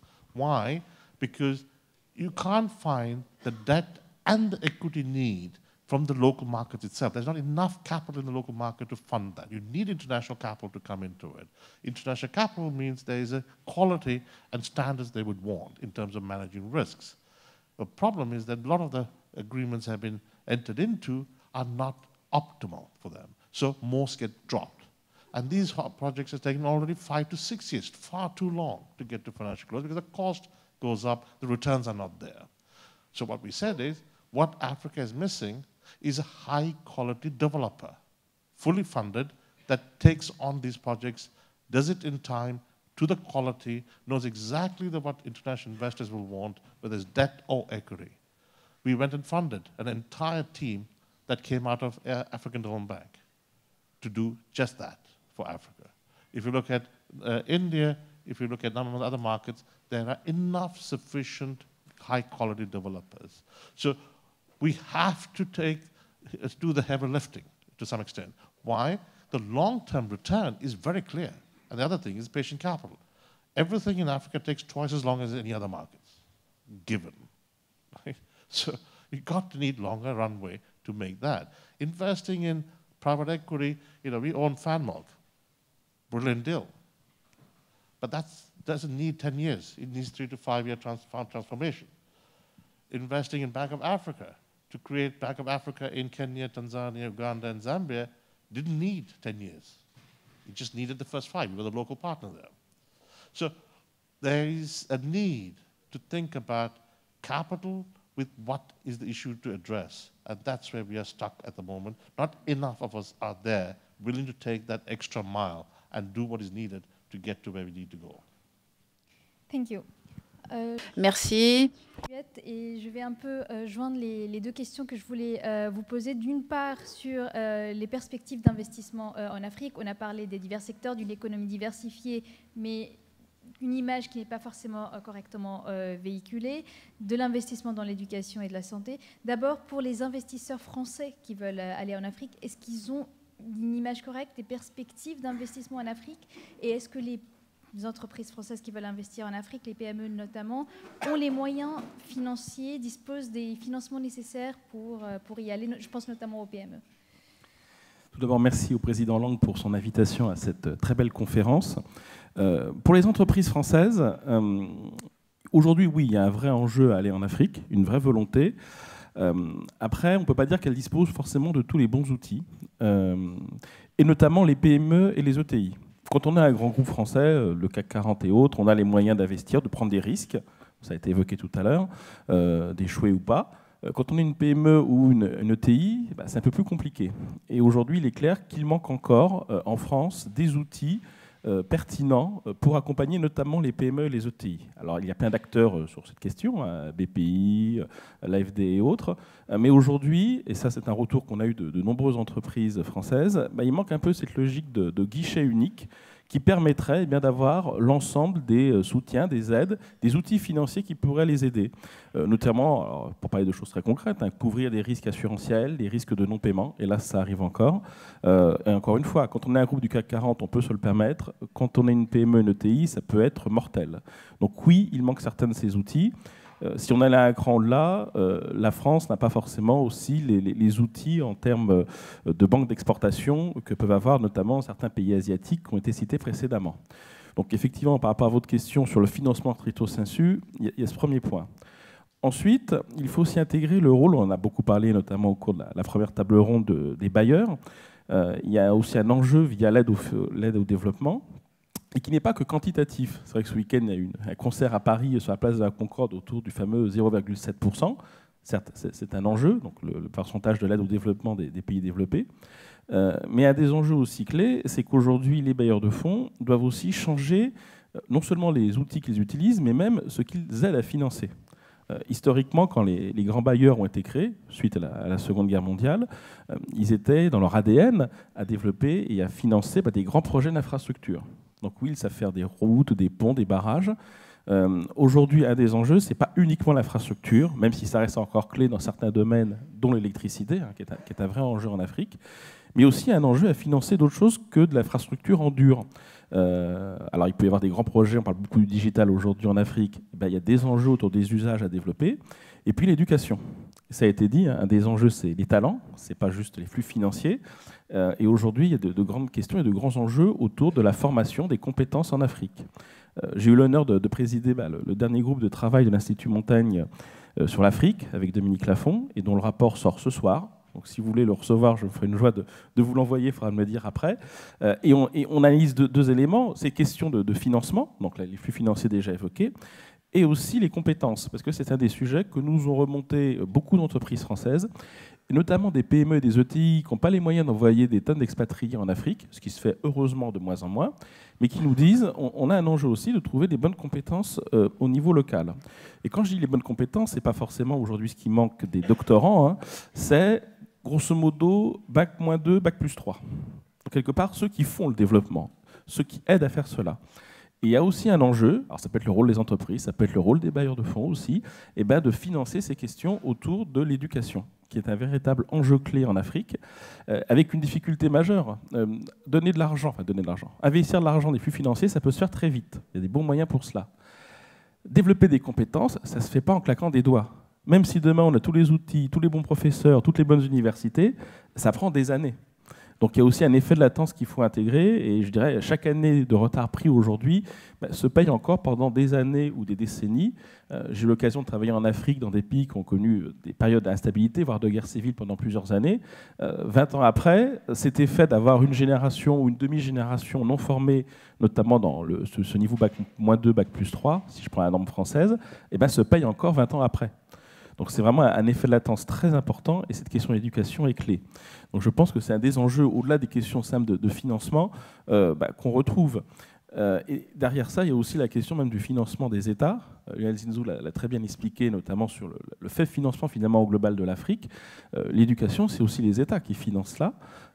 En moyenne, l'imposition, le taux d'impôt en Afrique, c'est 15%. Alors, les Français qui sont ici vont se dire c'est un paradis. Oui et non. Parce que 15%, ça sert aussi à financer les infrastructures, on en parlait, mais aussi l'éducation. Et donc ce déficit, et en plus c'est souvent les exportateurs et les groupes étrangers qui sont bien ponctionnés fiscalement, mais finalement les États manquent aussi de moyens pour financer cette éducation. Et c'est un véritable enjeu également pour l'Afrique. Et puis un dernier point pour ma part, tout n'est pas de l'argent public, il y a bien sûr le private equity, ça a été évoqué. Il y a quand même une lame de fond sur cette question-là aujourd'hui en Afrique. L'année dernière, en 2016, il y a eu 400 millions d'euros investis dans des startups. Alors après, peut-être que quand on est un banquier européen, bon, je n'ai pas dit français, on va se dire, oh, bah, c'est un petit chiffre, quand je vais aux États-Unis, ça confirme qu'il ne fallait pas aller en Afrique. Ça peut être un raisonnement. Il peut y après avoir des banquiers, par exemple, marocains ou nigériens qui disent, bah, il y a 10 ans, c'était 100 fois moins, ça montre qu'il y a une vraie tendance, donc il faut continuer. C'est aussi notre analyse. Et puis il y a des gens des private equity qui vont dire, bah, c'est intéressant parce que ces 400 millions l'an dernier, c'était dans 3 pays. Afrique du Sud, Kenya, Nigeria. Nigeria en premier. Bah, un private equity va peut-être se dire, il faut peut-être aller voir d'autres pays, notamment les pays de l'Afrique de l'Ouest, parce que finalement, il y a peu de concurrence. Et c'est là qu'il y a peut-être des belles pépites, des belles startups à aller chercher. Donc ce dynamisme aussi des financements privés, il est important à prendre en compte.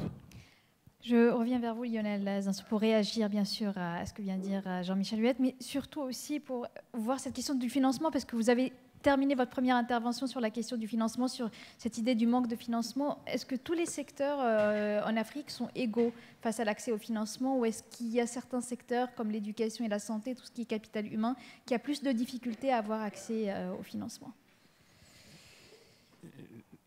Non, je ne crois pas que le secteur lié au capital humain ait des problèmes particuliers d'accès au financement. Vous avez une progression très importante de l'enseignement privé. Ça a commencé plutôt l'enseignement universitaire, mais maintenant un enseignement privé de qualité depuis l'école primaire. Vous avez des fonds de private equity dédiés, notamment ENCO, à financer l'éducation. Et on trouve des modèles économiques. Je ne dis pas qu'on trouve nécessairement des modèles sociaux et politiques, parce que c'est une espèce de cristallisation des inégalités. Mais il y a un besoin évident. C'est un bien public que l'État ne parvient pas à financer intégralement. Donc, il y a des modèles économiques qui se sont développés. Brad, j'en parlais tout à l'heure. Le private equity est assez inventif aussi pour produire des biens publics. Il y a de plus en plus de modèles économiques dans la santé, donc ça a été très bien expliqué par Sven. Dès qu'il y a un modèle économique, on trouve en fait des capitaux, et c'est plutôt booming aujourd'hui. Donc je ne crois pas que tout ce que vous appelez les infrastructures sociales, le soutien au capital humain, soit privé de capitaux. Je pense que c'est quelque chose qui est en train d'attirer beaucoup de capitaux d'un bout à l'autre du continent. Non, je voulais réagir sur une ou deux commentaires que faisait M. Huette, avec beaucoup de pertinence. Alors, je voyais réagir quelques personnes dans la salle. Non, l'Afrique n'est pas un paradis fiscal. C'est un enfer fiscal. C'est un enfer pour les ministres des Finances, c'est un enfer pour les chefs d'entreprise. Parce que les 15%, c'est pas du tout qu'on a un taux d'impôt de 15%. Bien sûr que non, on n'a pas un taux d'impôt de 15%, des taux d'impôt très élevés. On a un secteur informel, voilà, qui représente 50% du PIB, et 90% de l'emploi. Vous voyez ? Non, mais c'est pour qu'il n'y ait pas d'ambiguïté dans la salle. On pourrait penser, nous sommes la Nouvelle-Irlande. Vous voyez, on a 15% d'impôts, venez tous, etc. Non, malheureusement, ce n'est pas ça du tout. Non, il y a une impuissance fiscale absolument remarquable. Si vous voulez, on ne va pas faire de polémique sur l'histoire longue. Enfin, en 1960, les pays qu'on a reçus, ils étaient rudimentaires à un point que vous ne pouvez pas imaginer. C'est-à-dire que la fiscalité qu'on a reçue, c'est de la capitation. C'est-à-dire qu'il n'y avait aucun progrès depuis l'époque romaine. Alors quand vous devez mettre en place des systèmes de TVA un peu complexes, des systèmes d'incitation fiscale, des niches fiscales, il n'y a rien. Nous partons de deux choses qui, franchement, depuis le Moyen-Âge, on en était là. C'est-à-dire la capitation romaine. Voilà, vous allez tous payer là, X, sans considération de vos revenus, de rien, n'est-ce pas ? Et la fiscalité de porte, c'est-à-dire nos seules recettes, et c'est vrai aujourd'hui, nos seules recettes, c'est 50% du budget du Bénin, c'est la fiscalité de la douane, à la porte du pays. Et comme on a le plus grand mal à appréhender les importations, c'est la fiscalité sur les exportations. Donc, vous pénalisez vos exportations. Mais c'est médiéval. Ce qu'on nous a livré, c'est des pays dans un état, mais tout le monde devrait en avoir honte. Et malheureusement, ce n'est pas que dans le domaine fiscal. Il faut bien voir à quel point la colonisation a été rudimentaire. C'est quelque chose, aujourd'hui, quand on regarde, si vous voulez, Et en tout cas, pour gérer des États, ça pose un problème. Donc nous n'avons malheureusement pas un taux à 15%, nous avons l'incapacité absolue de lever l'impôt à cause du secteur informel. Et c'est un cercle vicieux parce qu'il n'y a aucune raison de sortir du secteur informel. Et donc vous avez de grandes entreprises dans le secteur informel. Puisque quand vous allez sortir du secteur informel, vous allez être harcelé fiscalement. Vous proposez aux gens de n'avoir aucun droit supplémentaire, aucun bénéfice, aucune protection sociale, rien, simplement d'avoir le droit à la visite de l'inspecteur des impôts qui, grosso modo, du sud du Maroc au nord de l'Afrique du Sud, vient vous faire un redressement de 3 fois votre chiffre d'affaires tous les 2 ans. Donc vous avez quelque chose qui est un vrai problème structurel. Et les finances publiques sont en train de se réformer. Il y a des pays, notamment le Maroc, notamment le Rwanda, qui ont des ministres en charge d'arriver à mettre au point des systèmes pour sortir du secteur informel. Deuxièmement, deuxième commentaire, mais que je veux absolument faire, c'est on peut nous donner des conseils sur comment on va créer des talents. On peut nous expliquer comment on va faire de l'éducation. On peut nous expliquer que la formation professionnelle, c'est mieux que la formation initiale, généraliste. On a un problème particulier. Nous avons une croissance démographique qui fait que, moi, j'ai eu à gérer une rentrée scolaire.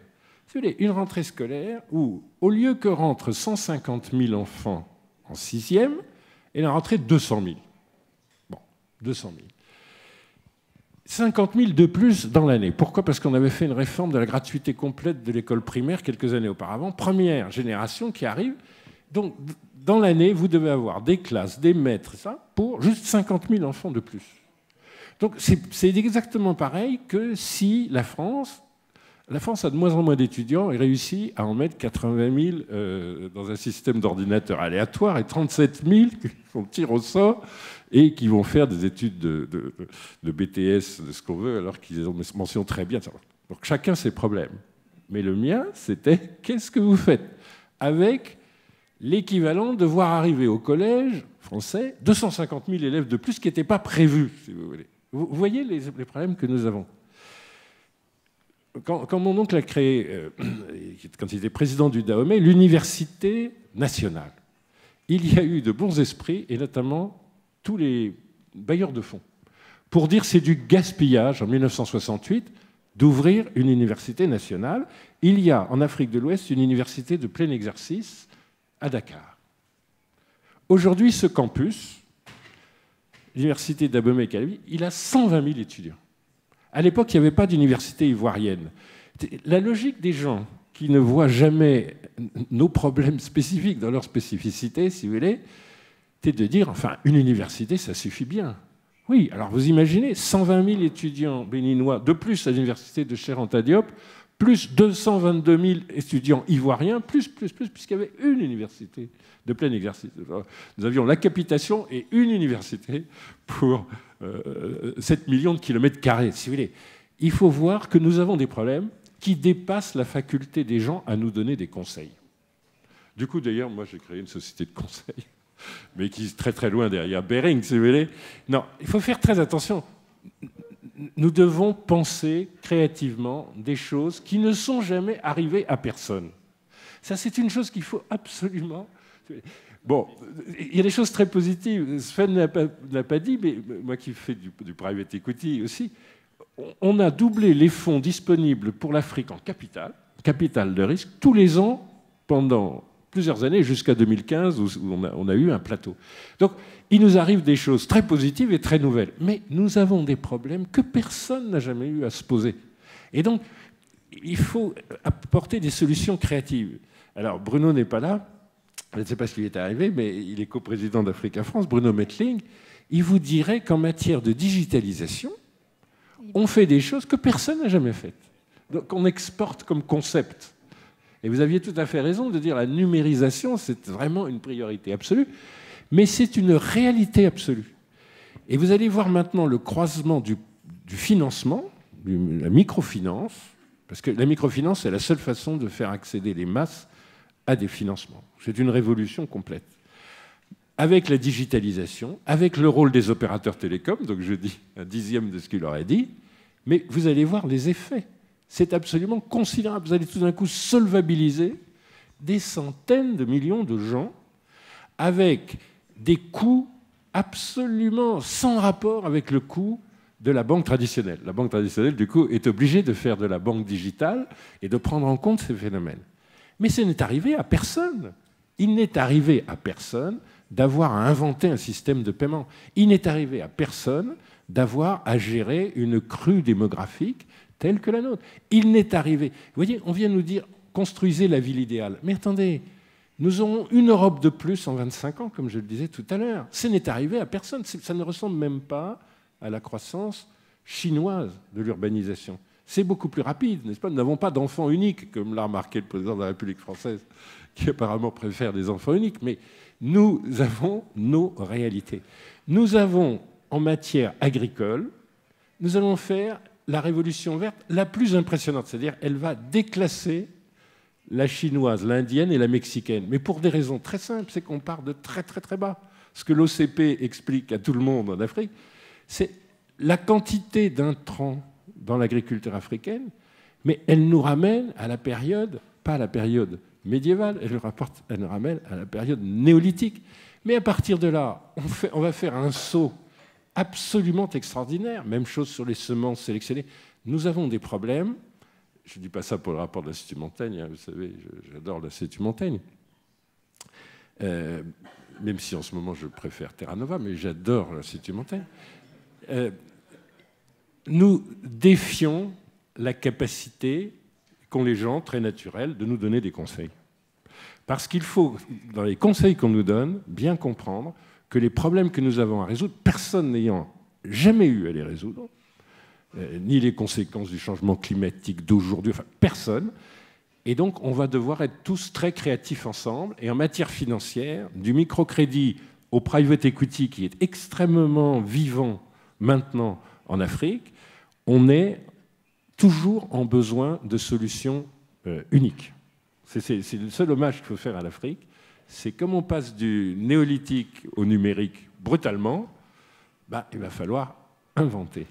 Pas conseiller, inventer. Justement, vous parlez d'innovation en matière de financement. Brahim Benjeloun Touimi, comment les institutions financières, les banques s'adaptent d'une part à cette économie informelle et à cette grande taille d'économie informelle? Est-ce que ça handicape l'accès au financement? Et d'autre part, comment s'articulent les différents types de financement? Le rôle de la banque à côté des rôles de la microfinance, à côté des rôles des institutions de private equity. Comment tout ce beau monde s'articule pour financer les projets, justement, et permettre aux gens de savoir quel est le moyen de financement le plus adapté à leur projet? À l'instant, on vient d'illustrer que cette approche novatrice signifie, en bon français, du leapfrogging, des sauts de grenouille dans tous les domaines. Dans le modèle de développement, sans passer nécessairement par les étapes classiques à travers lesquelles sont passés les pays, et bien entendu dans le domaine bancaire conventionnel et dans le domaine financier en général. Des banques comme les nôtres, dont je peux parler, ou en tout cas les banques qui sont régionales et qui sont même panafricaines désormais, nous sommes dans cette approche, nous sommes tenus de considérer que nous devons être absolument une banque universelle, c'est-à-dire adresser tous les segments de clientèle, du particulier, du professionnel, de la petite entreprise, de la moyenne et la grande, pas d'exclusive. Nous considérons devoir jouer avec, si vous voulez, tous les métiers que nous avons développés à partir de la base qui a été la nôtre, qui est le Maroc.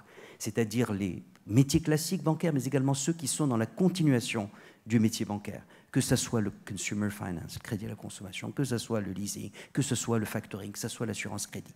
Donc ces articulations entre les banques conventionnelles et les métiers parabancaires, mais articulation, vous le disiez dans votre question, avec les autres sources de financement. Écoutez, si on devait faire la liste à la Prévert de l'ensemble des sources de financement du développement en Afrique, il eût fallu d'abord parler de la baignoire qui fuit, je dirais, une problématique réelle, qui sont les capitaux illicites qui fuient. C'est important. Donc il y a un travail de lutte contre, bien sûr, les sorties de capitaux dans un certain nombre de pays. Mais il y a aussi l'argent des migrants. Et les banques marocaines ont adressé ce sujet à bras-le-corps. Nous le considérons comme au cœur, la clé de voûte de notre stratégie particulière, mais également stratégie de développement. À telle enseigne que pour notre part, nous qui parlions à la BMCE de MRE, nous préférons parler des ARE, parce qu'il y a aussi des gisements exceptionnels de transfert qu'il faut aller chercher ici en Europe. Nous sommes implantés dans plusieurs pays, 7 pays, pour chercher de l'épargne africaine et la bancariser, en tout cas la drainer vers les pays d'origine. Il y a effectivement le private equity. Nous sommes partie prenante, par exemple, d'un fonds panafricain qui s'appelle Amétis. Nous en sommes fiers. Le Maroc est partie prenante d'Africa 50, développé par la BAD, mais j'imagine qu'il va y avoir un volet secteur privé et le groupe BMC Bank sera présent. La microfinance, nous avons fait faire de la microfinance plutôt que fait directement. Pour ma part, j'ai eu le privilège pendant plusieurs années de présider l'antenne marocaine de Planète Finance Maroc, qui a été développée par Jacques Attali. Cette microfinance adresse essentiellement les petits entrepreneurs, notamment les femmes, et pour effectivement pour de l'auto-emploi et un petit peu d'avantage. Mais il y a des difficultés dans ce domaine, même si c'est nécessaire comme segment, parce que les taux d'intérêt sont élevés, mais c'est normal, les coûts de gestion sont élevés. Le fonctionnement du métier de la microfinance est différent de la banque conventionnelle. Je voulais, si vous me permettez, Madame, rebondir avec quelques commentaires par rapport à ce qui a été dit, et notamment par rapport à la France. Je me souviens au Maroc, la visite du précédent président de la République française, qui avait avancé à Rabat, devant un parterre d'hommes d'affaires français au Maroc, le concept de triangulation. Je crois que ces PME, M. Huet, qui n'ont pas les moyens, françaises, qui n'ont pas les moyens d'avoir des expatriés ou ni même d'avoir une stratégie africaine, il y a un pays comme le nôtre, comme le Maroc, qui peut représenter justement cette porte d'entrée. Je crois que c'est quelque chose vraiment à mobiliser. Je voulais également évoquer, pour compléter cette approche holistique dont je parlais tout à l'heure, et je suis ravi, M. Sanzou parle davantage mieux que moi du Maroc, mais j'ai envie de dire que si nous avons également réussi, c'est fondamental, c'est qu'il y a un alignement stratégique parfait entre les autorités publiques et le secteur privé. Nous avons la chance d'avoir un souverain qui est africaniste au premier chef et qui a partant, en, je dirais, gardant auprès de lui dans des visites officielles multiples à travers l'Afrique pendant parfois plusieurs semaines, une communauté d'affaires. Si ces gens-là n'ont pas compris que le terrain d'exercice de leur activité, ce n'est plus je dirais presque le territoire, je ne vais pas dire étriqué, mais corseté du Maroc, n'auront rien compris. Et ça, c'est fondamental pour montrer que cette stratégie africaine est désormais dans l'ADN de fonctionnement de tout un chacun. Pour notre part, nous sommes fiers d'avoir, dès 1989, eu cette stratégie africaine bancaire en ayant restructuré, si Mohamed Ben Ali peut en parler, la Banque de développement du Mali et d'avoir acheté Bank of Africa. Et puis, je voulais parler de la contribution au nom de la responsabilité sociale, c'est important, pour donner des signaux, je dirais, en tant que groupe bancaire, et nous faisons peut-être davantage qu'un groupe bancaire conventionnel. Nous consacrons, de par la volonté d'un actionnaire majoritaire, de son président, jusqu'à 4% des revenus avant impôt à des actions de responsabilité sociale d'entreprise, parmi lesquelles un programme d'éducation dans le monde rural au Maroc et dans certains pays d'Afrique subsaharienne. Nous sommes au Congo-Brazzaville, nous sommes au Sénégal, nous sommes au Mali et bientôt au Rwanda. Et puis une autre initiative majeure qui a été lancée à l'occasion du sommet de l'entrepreneuriat qui avait été lancé par le président Obama. Nous consacrons, cette année, nous allons avoir la 3e édition, 1 million de dollars, ce qui est considérable pour un groupe comme le nôtre, 1 million de dollars pour donner le signal que l'avenir de l'emploi dans le continent, c'est l'entrepreneuriat. Et par conséquent, nous avons lancé un prix, l'African Entrepreneurship Award, un prix panafricain. Nous avons attiré, en 2 éditions, la 3e est en cours, plusieurs dizaines de milliers de candidatures des Africains vivant en Afrique et de la diaspora africaine. 109 pays, c'est-à-dire les 54 pays africains, même le Sud-Soudan plus le reste. Tout ça pour dire, c'est une approche holistique qu'il faut. Il faut que la finance, parce que c'est le nerf de la guerre, que les financiers, que les banquiers, encore une fois, donnent du sens à leur action. Pour notre part, nous essayons de le faire à travers l'approche que j'ai développée tout à l'heure. Et on reparlera finance tout à l'heure avec vous, Sev Vetivet Pillay, et je reviendrai aussi vers vous, Jean-Michel Huette. Mais nous avons donc maintenant le plaisir d'accueillir aussi M. Bruno Mettling, qui vient de nous rejoindre, donc directeur général adjoint d'Orange, PDG du groupe en Afrique et au Moyen-Orient. Vous êtes également donc co-président d'Africa France et représentant du MEDEF en Afrique de l'Ouest. Je pense que la présentation est presque complète. Donc d'abord, juste rapidement, pour revenir sur ce qu'on a dit, le secteur des télécoms, M. Lionel Zinsou a commencé à en parler, c'est un secteur important qui se développe en Afrique. Quelles sont aujourd'hui les perspectives d'investissement dans ce secteur en Afrique? La concurrence est-elle rude entre les grands groupes comme Orange et les autres opérateurs qui y vont? Et pour poursuivre, quel est le rôle de ce secteur dans l'accélération du développement économique de l'Afrique? Donc, quelques minutes, j'imagine, pour répondre à tout ça en m'excusant de mon arrivée tardive. En résumé, le secteur des télécoms est sans doute, en termes de nouvel élément de croissance, le secteur qui a le plus contribué récemment au développement de la croissance africaine. Vous savez, ce fameux 6% en moyenne qui a laissé rêveur, qui a fait que l'ensemble du monde a découvert la puissance et du rythme de la croissance africaine. C'est clair que le secteur des telcos a pris une part assez déterminante dans cette situation-là. Donc ça, c'est le contexte. Pour donner un ordre de grandeur, le GSMA, qui est la structure qui regroupe tous les opérateurs dans le monde, estime que les investissements annuels de ce secteur en Afrique et au Moyen-Orient va être d'une vingtaine de milliards par an, de dollars par an, dans les 4 prochaines années. Orange, pour sa part, pour uniquement l'opérateur qui présente sur une partie de cet ensemble, de ce grand footprint, une vingtaine de pays en Afrique, va représenter 1 milliard d'investissements par an. Donc oui, c'est clair que le secteur des telcos, derrière le secteur du numérique, je crois qu'il faut plutôt parler du secteur du numérique, dont les opérateurs sont évidemment un rouage important, va représenter à la fois un grand secteur de croissance et d'autre part des investissements assez considérables en Afrique et vient supporter ce que Lionel a pu vous présenter, qu'on m'a rapidement résumé avant mon arrivée, pour expliquer un petit peu cette croissance africaine. Donc ça, c'est l'aspect positif. L'autre aspect, et vous êtes trop nombreux et trop qualifiés ici pour ne pas le dire, est un peu paradoxal, c'est que dans le même temps, des opérateurs significatifs décident face aux exigences de ce type d'investissement, hésitent sur leur maintien en Afrique. Il faut se dire les choses entre nous. On a vu des grands opérateurs qui se retirent d'un certain nombre de pays pour 2 raisons. Et ça, il faut le dire, parce que l'avenir de l'investissement en Afrique dépendra de la réponse apportée à cette question. Ils hésitent pour 2 raisons. La première, c'est que le supplément d'investissement représente évidemment, pour réussir cette transformation, un effort considérable. L'idée étant qu'il faut passer de la connectivité, donc du transport de la voix des data, de plus en plus au financement des nouveaux usages attendus des populations, qui représentent évidemment toute une série de nouveaux investissements. Et face à l'accélération de ces investissements, face aux nouveaux champs qu'il faut financer, un certain nombre d'opérateurs hésitent. Et ils hésitent aussi parce que c'est vrai que dans un certain nombre de pays, on se dit les choses ici, le cadre nécessaire pour des investissements de 15 ans, 20 ans, c'est ça, quand on construit un réseau en fibre optique, on est évidemment dans des logiques de 15 ans, de 20 ans d'investissement.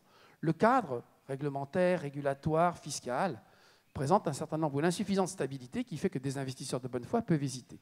Orange n'a pas fait ce choix, Orange y croit, mais je crois qu'il faut à la fois souligner, que le secteur numérique, en particulier des telcos, sera déterminant dans la croissance africaine des prochaines années. 2, qu'on est au début de l'histoire, parce que derrière les réseaux, va maintenant s'écrire les nouveaux usages, les nouvelles applicatifs qui vont changer la vie des populations. Vous avez parlé de zones urbaines. On voit bien que derrière les nouvelles villes en Afrique, ce phénomène urbain, il y a des enjeux de transformation numérique, d'accompagnement de cette nouvelle ville qui sont considérables. Et 3, mon rôle est aussi de dire que ce qui peut freiner cet investissement, la capacité à se développer, retarder les choses dans un certain nombre de pays, c'est un cadre dans lequel intervient cet investissement qui est encore parfois insatisfaisant. Il faut aussi avoir la lucidité de le dire.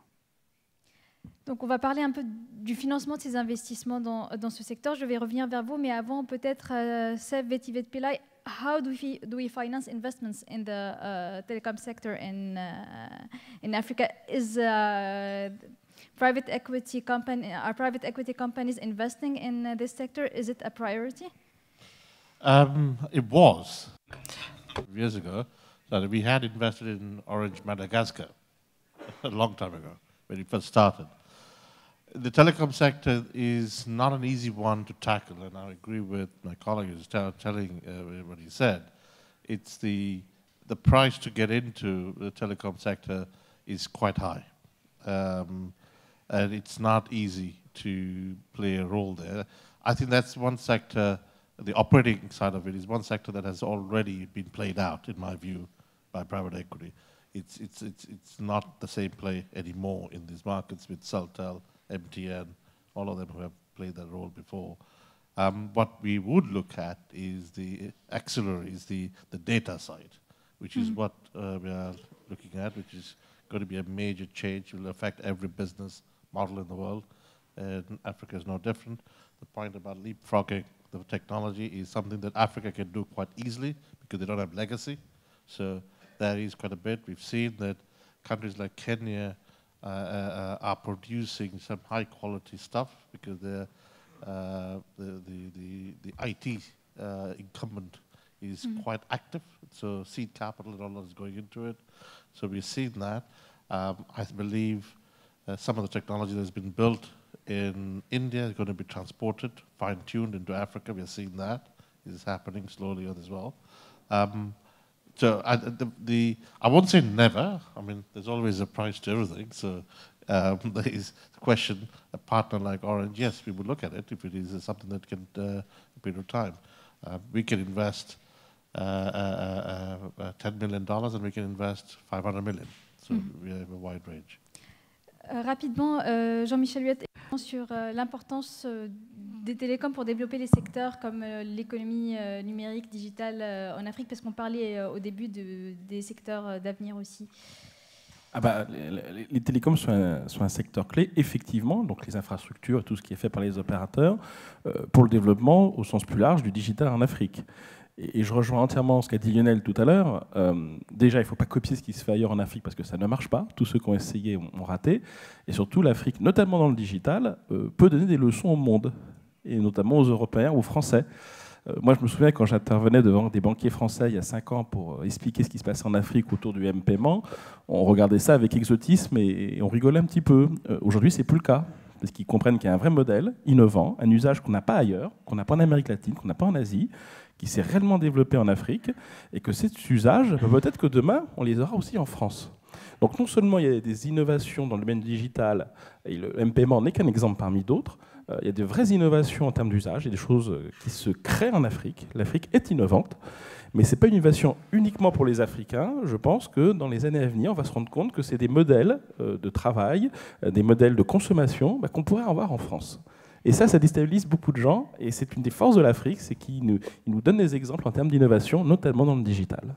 Je reviens vers vous, Bruno Mettling, puisque vous n'avez pas eu beaucoup la parole, pour continuer à parler un peu, puisqu'on parlait aussi de financement au cours de cette table ronde, et les télécoms, justement, le développement des nouveaux usages ont aussi un rôle peut-être pour financer les investissements, parce qu'aujourd'hui, on paye aussi avec les téléphones, les télécoms. Donc, et il y a aussi les transferts des migrants qui se passent aussi par le biais de la téléphonie. Donc, quelle est l'importance de développer encore plus ce réseau de télécoms pour aider au financement des investissements, et pas que dans les télécoms? Il y a un chiffre que j'aime bien pour aider à partager ici la place que le mobile en particulier a pris. Je crois que quand il y a un Africain sur 3, sur 4 qui a accès à l'électricité ou à l'eau, ils sont 1 sur 2 à avoir un mobile aujourd'hui. Et pour bien caractériser cette accélération de l'équipement en mobile, cette interface fondamentale que ça devient en Afrique, il y a un chiffre, on a franchi le milliard de mobiles en décembre dernier, et on va franchir le milliard de smartphones, c'est-à-dire l'accès à l'Internet, en 2021. Donc il y a une formidable accélération qui passe par le mobile, cette interface. Le mobile, ce n'est pas la vie, c'est l'interface à la vie pour beaucoup. Et donc derrière, vous pouvez décliner 8 ou 10 grandes politiques nouvelles qui sont des enjeux de développement fondamentaux. On peut parler d'éducation. On a déjà évidemment les applicatifs qui permettent de faire la démonstration que grâce au numérique, le déficit en infrastructure physique que l'Afrique peut connaître est compensé. On pourrait parler santé avec télédiagnostic. Mais moi, puisque la question a été effleurée, il y a un exemple que j'ai bien donné, c'est tout ce qui tourne au niveau des politiques gouvernementales. Et très franchement, j'ai eu l'occasion de parler avec les autorités publiques du Cameroun de la situation qui fait qu'une des difficultés de ce pays, c'est l'extrême centralisation de son fonctionnement, notamment dans la partie anglophone. Et on voit bien comment des outils très simples permettent d'assurer ou d'éviter, par exemple, que des nouveaux enseignants, pour prendre leur poste, doivent parcourir des centaines de kilomètres pour remplir un formulaire. On voit bien, par exemple, pour un exemple que j'aime bien, la Guinée. La Guinée-Conakry a décidé cette année de faire le paiement sur mobile de la vignette automobile. 200% d'augmentation du recouvrement à tout inchangé. Donc on voit bien que la réflexion autour du numérique et de l'outil qu'est le mobile permet de répondre de manière extrêmement rapide et performante a un enjeu de déficit d'infrastructures physiques. Encore faut-il, encore une fois, réussir cette transformation, développer les bons outils, développer les bons partenariats, parce que le dernier message, c'est que ce n'est pas les opérateurs seuls qui font ça. Quand les agriculteurs maliens, ils sont 400 000, utilisent leur application sur mobile pour voir, j'allais dire, l'humidité, le prix des matières premières qui est pratiqué, est-ce que c'est un jour où il faut récolter ou pas, où sont les concentrations cheptels. Quand les 400 000 agriculteurs maliens utilisent l'applicatif, ce n'est pas Orange qui a conçu l'applicatif. Orange a développé en partenariat avec des startups l'applicatif qui permet de changer profondément et d'augmenter de 10% en moyenne les revenus des Maliens. Je m'arrête là parce qu'on pourrait passer la matinée à multiplier les exemples, mais c'est aujourd'hui. Ça se développe. L'enjeu qu'on a évidemment, c'est de réunir les financements. Et de ce point de vue, dernier petit message, c'est très important de partager avec les bailleurs de fonds le changement culturel qu'implique le numérique. Pour se dire les choses un peu directement et un peu franchement, quand on va voir les bailleurs de fonds avec des projets d'électrification rurale, dans des populations qui n'ont pas vocation à électrifier dans très longtemps, quand on parle agriculture, on les sent un peu désemparés parce que leur modèle historique connu, celui qu'ils présentent à leur board, c'est la grande infrastructure, le barrage en matière d'énergie. Quand on vient leur parler de milliers de kits individuels en zone rurale, ils ne savent pas par quel bout prendre la question. Donc le numérique impose aussi, au niveau des bailleurs de fonds, une réflexion, et l'AFD a commencé de ce point de vue, sur comment j'accepte de revoir mes modèles et mes schémas concentrés sur les grandes infrastructures physiques au profit d'une approche beaucoup plus répartie qui est celle du numérique. Je le dis aussi parce que c'est une des clés de la réussite du développement numérique. Et en un mot, et je viens vers vous ensuite, Monsieur Benjelloun Toumi, pour le financement, est-ce que ce financement des infrastructures, quand les opérateurs arrivent en Afrique, les financements se font par un partage public-privé? Comment se fait les financements et a-t-on des difficultés d'accéder à ce financement? Donc, sur le financement, les opérateurs, évidemment, de par le fait que leur industrie peut trouver une base économique raisonnable, autofinancent une grande part des équipements mobiles. Mais quand je parle éducation, quand je parle santé, il est évident qu'il faut des partenariats publics-privés, il faut trouver évidemment des financements qui ne renvoient pas du tout au même niveau de rentabilité, donc c'est un point très important. Et de ce point de vue, c'est vrai que le secteur financier, dont le développement est très inégal en Afrique, même si la BMCE a fait des choses remarquables et a beaucoup contribué au développement bancaire en Afrique, le mobile, et notamment le pico-crédit, le microcrédit, ces petits produits d'épargne que l'on rend maintenant accessibles sur le mobile, a toute sa place. Mais le financement est un élément clé. Il y a toute une partie qui peut s'autofinancer. L'offre privée a sa responsabilité majeure. Je renvoie simplement à la problématique fiscale. Je sais qu'elle a été abordée par Lionel Zazoum, il faut se le dire. Une certaine immaturité dans les politiques fiscales fragilise beaucoup les acteurs, comme ceux du numérique, qui sont dans l'économie formelle, qui sont visibles, et donc par rapport aux tensions de court terme qu'on connaît bien sur les finances publiques, ont tendance à multiplier, on va dire, la créativité fiscale qui peut être immense. Et donc là, j'envoie un message très clair, il y a un choix à faire. Quand les pays comme le Mali ont fait le choix d'avoir une stabilité fiscale depuis des années, ils ont un taux de pénétration de 125%, ils ont des succès dans le développement du digital incroyables, là où d'autres, je peux en parler, puisque j'ai renégocié le cadre fiscal avec le Niger. Le gouvernement du Niger a une politique fiscale inappropriée avec un taux, j'allais dire, de fiscalisation qui n'empêchait pas le développement. La vitalité des opérateurs était posée, puisque les 3 opérateurs envisageaient de se poser la question de leur présence au Niger. Nous avons une négociation, on a redéfini le cadre fiscal. Donc j'envoie un message en disant très clairement, l'offre privée peut financer toute une partie du besoin sous réserve de la transparence et d'une certaine stabilité du cadre fiscal. Par contre, le développement du champ du digital nécessite des partenariats publics-privés et en particulier, évidemment, je pense à l'aide au développement et je pense en particulier à ce qui se passe au niveau de l'Europe où il y a beaucoup de préoccupations. Vous savez que le Fonds européen de développement arrive en renouvellement, la fameuse convention de Lomé, que les travaux ne sont pas très engagés, que nos amis britanniques, dans le cadre du Brexit, vont faire perdre 15% du Fonds européen de développement, que nos amis allemands réfléchissent à une évolution de son fonctionnement pour être beaucoup plus dans le multilatéral. Excusez-moi, c'est une question qui n'a pas a priori de lien, mais qui est essentielle, parce que le Fonds européen de développement était un des grands outils de financement précisément de ces infrastructures, là où le marché ne pouvait pas en assurer l'équilibre. Merci. Nous n'avons presque plus beaucoup de temps, mais M. Benjelloun Toumi, je vous laisse réagir. Vous vouliez parler en moins d'une minute. Juste de précision, mais rapide. M. Mettling a fini par le dire. Effectivement, le PPP fondamental. Nous pouvons en parler, nous en sommes fiers au niveau du Maroc. Effectivement, il y a eu loi, donc il y a un cadre institutionnel fondamental, il y a tous des talents d'évaluation des projets. C'est essentiel comme solution structurelle dans cette approche holistique, pour ma part, que je défends.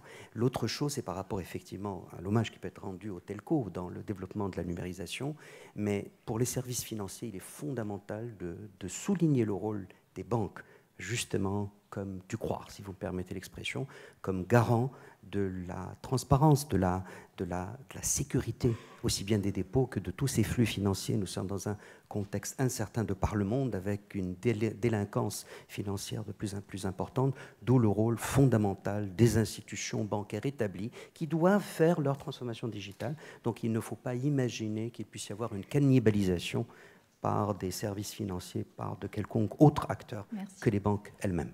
Merci. Nous pourrons passer la journée à poursuivre ce débat, mais malheureusement, nous n'avons plus le temps. Donc, je